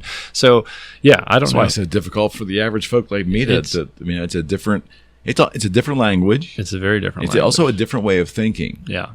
You really, and like all you almost have to give up on coming at it with metaphors that you have from your daily life, which you feel like is the only toolbox you have to understand this stuff. You have to just let the logic of the whole program, the math will just wash over you and just transform what you think of as what metaphors mean. Did it at some point, like this theory, this many worlds theory, did it then change the way you look at your reality? Yeah. I mean, it made me really interested in consciousness because in a sense, I think that we're not really going to fully understand this many world stuff until we understand why there seems to be a world that we are experiencing, right? Physics makes sense of billiard balls bouncing off of each other, energy levels of hydrogen, blah, blah, blah. But physics is not really explaining this sort of aspect that there is an experience, right? And that it's a unitary experience. Like I don't experience many different worlds. I experience this reality now. In a millisecond from now, I'll experience another one that seems to be causally connected to the last one in a very logical way. And so are we sharing the same world? Yeah, I mean, but our experiences are different. Everybody's experiences are uniquely different. Yeah, the answer to that I think is no, and I think that's like something that's kind of messed up to kind of grapple with. Okay, help me try to understand that. I mean, I think that like, you know, whatever sort of branch of the wave function is sort of consistent with whatever narrative that forms my experience is like kind of in a sense uniquely mine, and like you exist in that branch as well, but like there are many different versions of you, and it's hard for me to say that like you and I are on this same sort of plane. Like you are sort of like a emergent phenomenon of my consciousness, and I am an emergent phenomenon of your consciousness. But like, you know, do you kind of understand? But we're not really sharing the same experience, the same plane, right? We are. Whatever version is interacting with you at this time, and that could change on my end. It could change throughout this conversation, right? It's almost like fluid. It's very, like in in the way I think about the many worlds hypothesis and myself and my identity and consciousness is that every sort of different superposition of my brain state would be experiencing consciousness, right?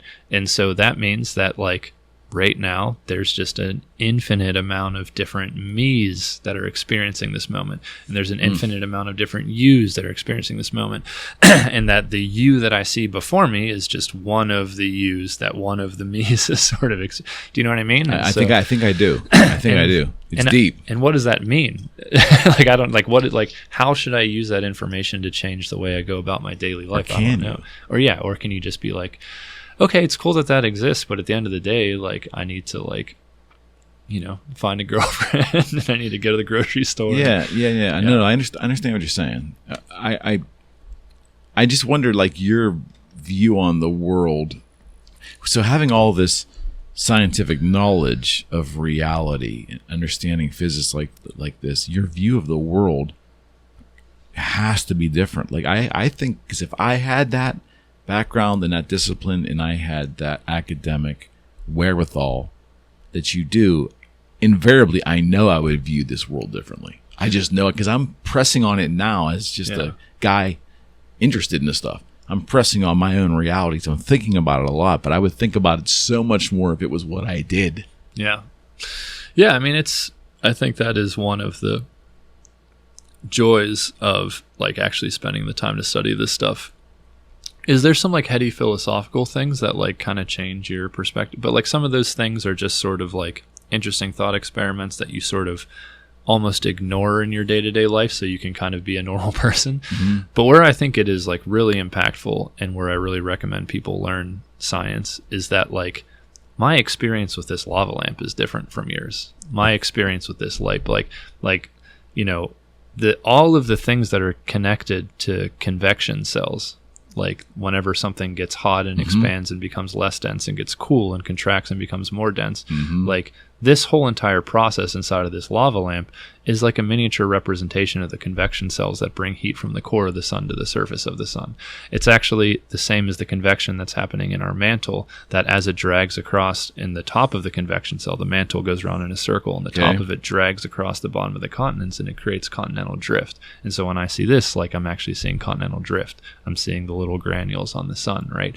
I'm seeing convection currents inside of our atmosphere that cause wind to happen. And it's like, so the fact that all these things are connected via these like physical principles, you see representations of everything in everything because everything is obeying the laws of physics and there's one set of laws that's of cool physics. As shit. And that's proven and that's proven when man realized that the laws of physics relating to the very large is identical to the laws of physics relating to the very small. Yeah, the heavens opened up and, you know, the planets are behaving the same way the smallest particles are behaving. Mm-hmm.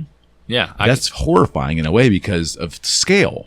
Like, you talk about all this activity that's going on with all these particles, and some of it's violent activity, but you're thinking that these big orbs that are in space theoretically are doing the same thing? Yeah. Yeah. I mean, like, we treat the universe on the largest scales as if it were just like an ideal gas, meaning it was just a bunch of particles. The galaxies themselves are like a bunch of particles that are just randomly moving about.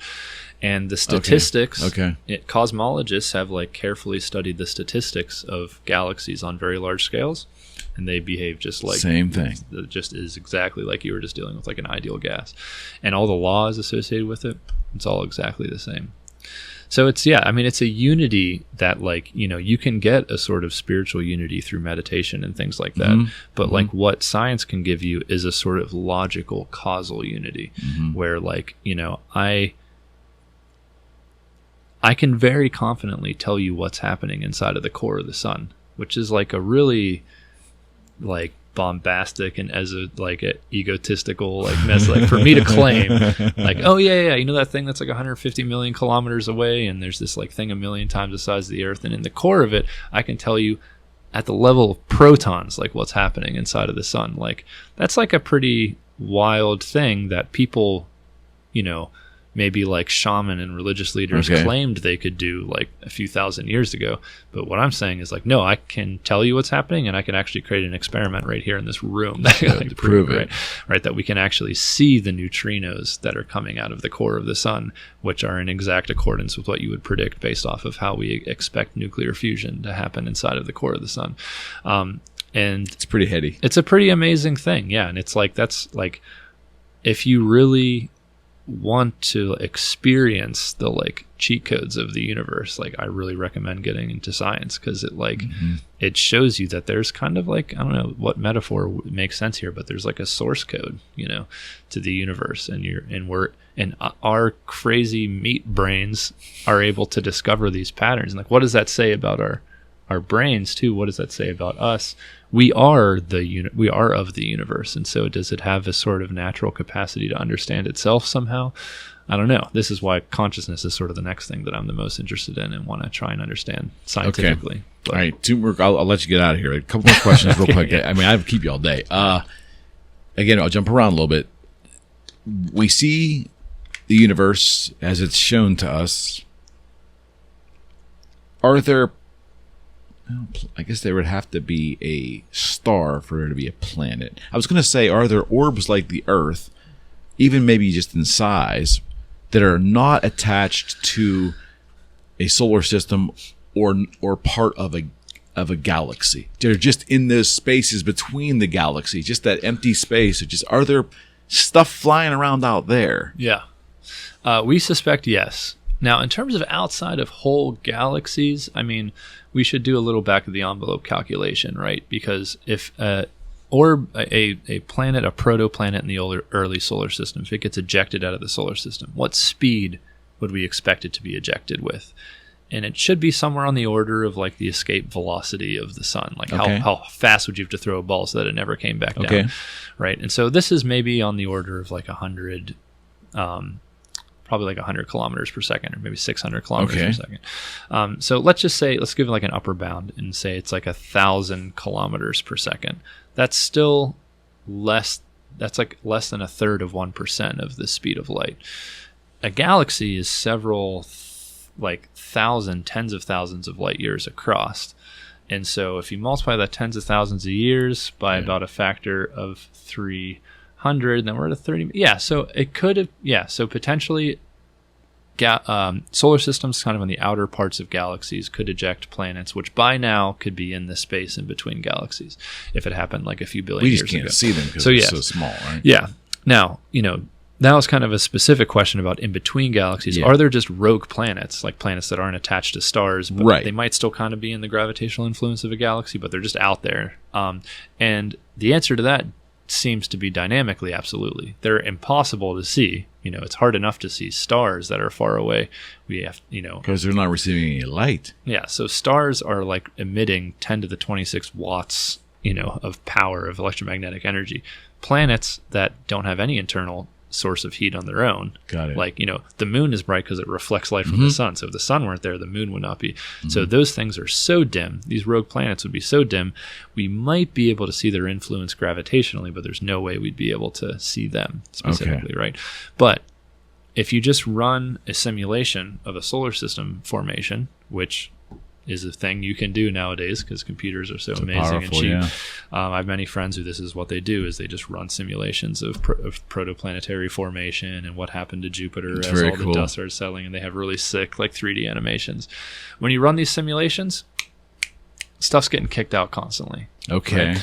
And the reason is because Newtonian gravity, just 1/r squared kind of gravity, when you have two things, is very simple. They just orbit each other. They orbit each other in planes, too. They don't even like do wonky three-dimensional things. They orbit each other in a two-dimensional plane. Okay. This is because angular momentum is conserved, blah, blah, blah. But whenever you just add one more thing, you go from the two-body problem to the three-body problem.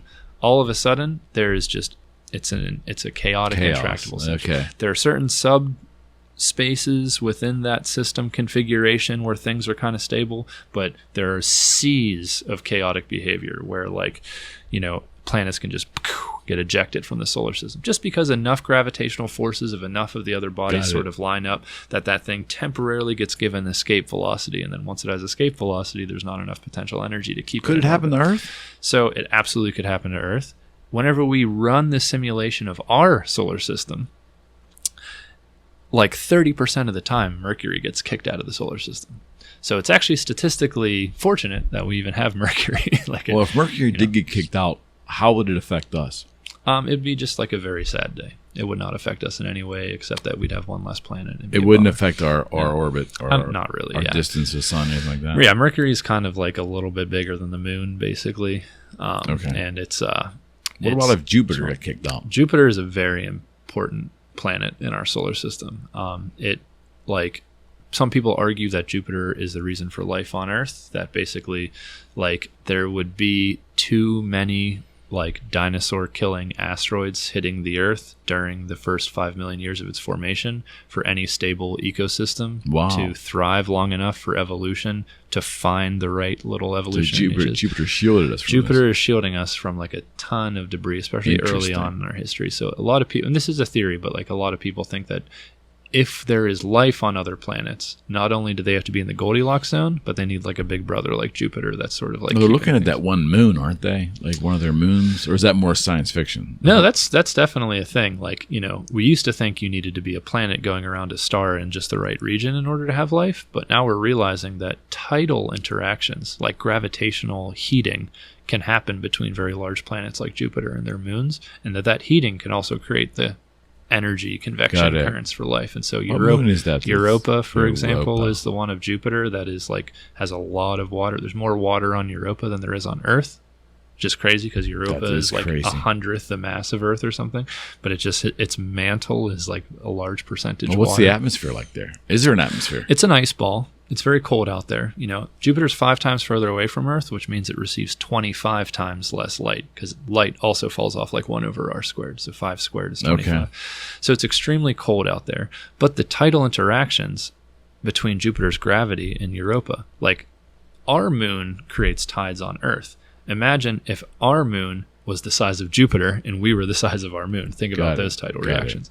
So that tidal interaction heats up the kind of core of Europa, which keeps a liquid sort of layer. Like it's like it would be all ice based off the temperature, but because of the tidal interaction, there's a liquid, and that heat from the core convects to the surface, and that creates the sort of temperature gradient that was very similar to the like thermal vents on the seafloor, which we think is like where the origin of Earth's life started. And so there's conditions that are similar to early Earth, where there could be life. Saturn also has a really interesting moon called Titan.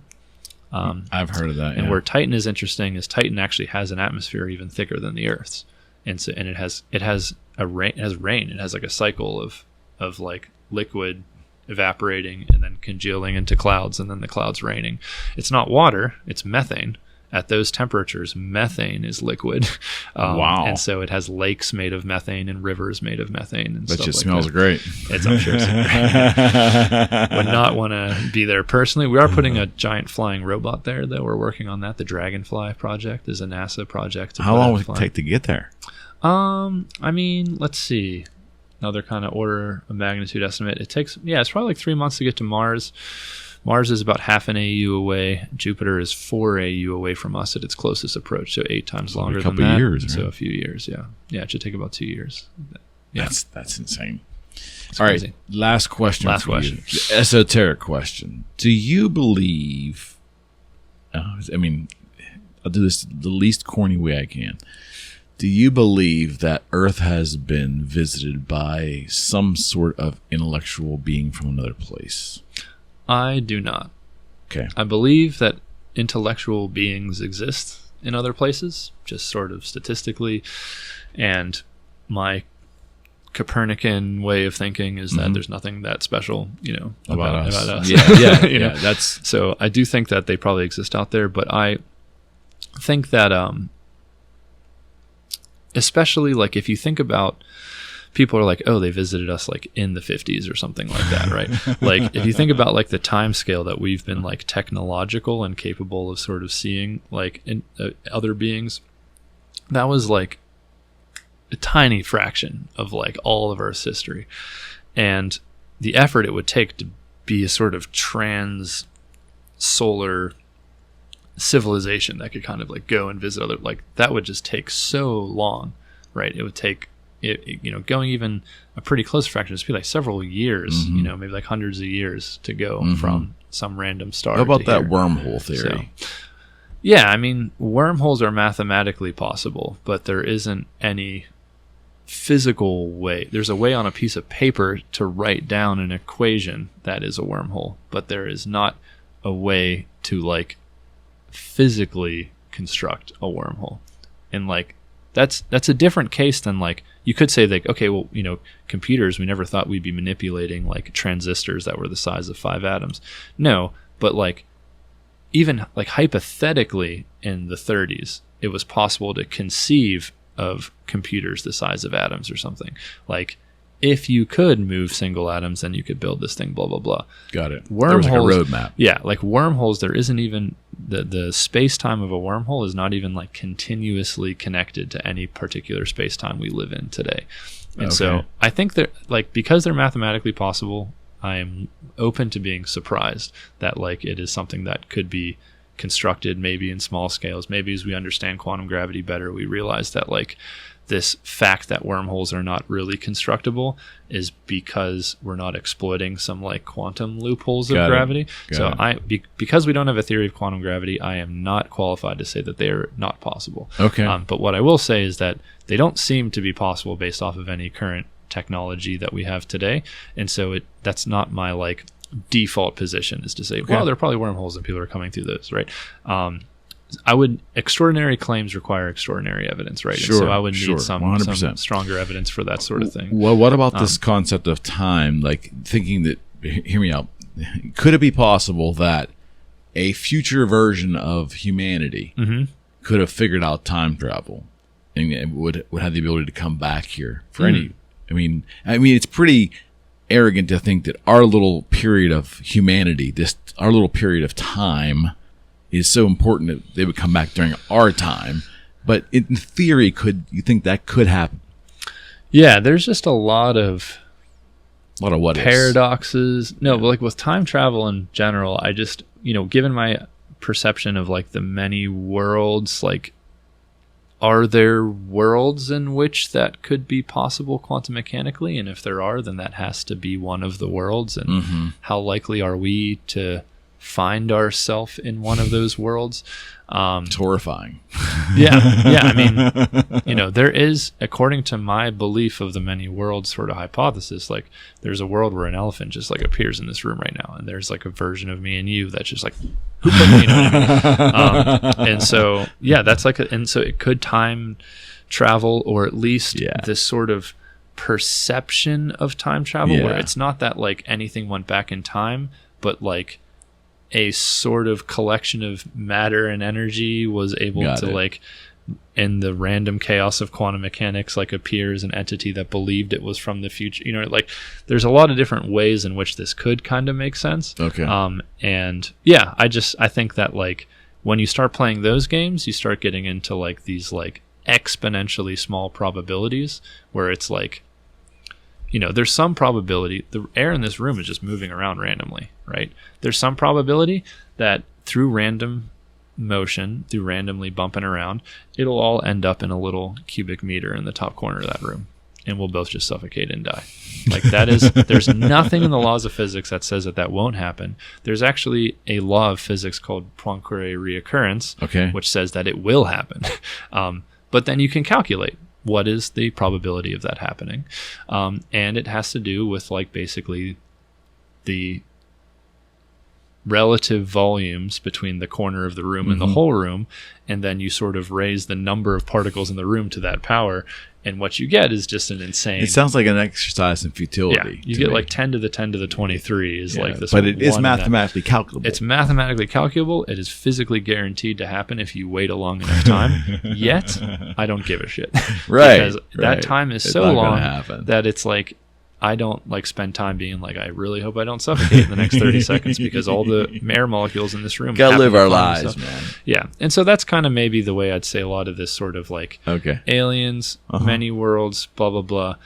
Saying something is like mathematically possible is very different than saying that this is a thing that should inform your decisions in life and should change the way that you are interacting with the world around you. Do you know what I mean? Yep, that's smart. So that I think is where like some people get tripped up with a lot of modern physics, is they kind of lose the forest from the trees, and their imagination goes wild. Certainly. And I'm sure that probably happened whenever we realized that the room was filled with these air molecules that were just bouncing around randomly.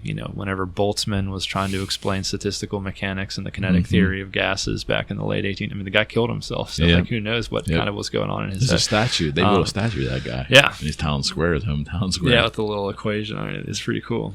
But there is there's philosophical reasons to be freaked out just by classical mechanics too. But like we seem to go on despite it. So Coop, I appreciate it. It's been good, my man. I'm so blessed that you come here and give me your time like this. I love it. I love talking to you. It's a really great conversation. We need to do it more often, but obviously now that you're back in the States. Yep. I am stateside. So, And how can they reach your organization? Oh yeah, so you should look up Community Forge. You could Google it. You could Google Is it it on Google Maps. communityforge.org? It's forge.community. Forge.community. Yeah, they made it. There's Oh, .org, yeah, .com. yeah. That's cool. Now there's a .community. That's very cool. So forge.community is our website. So check us out. Yeah, and come to the open mic night on Saturday. Right on. Right. Thank you, buddy. Cool. Yep. All right, friends. We're out.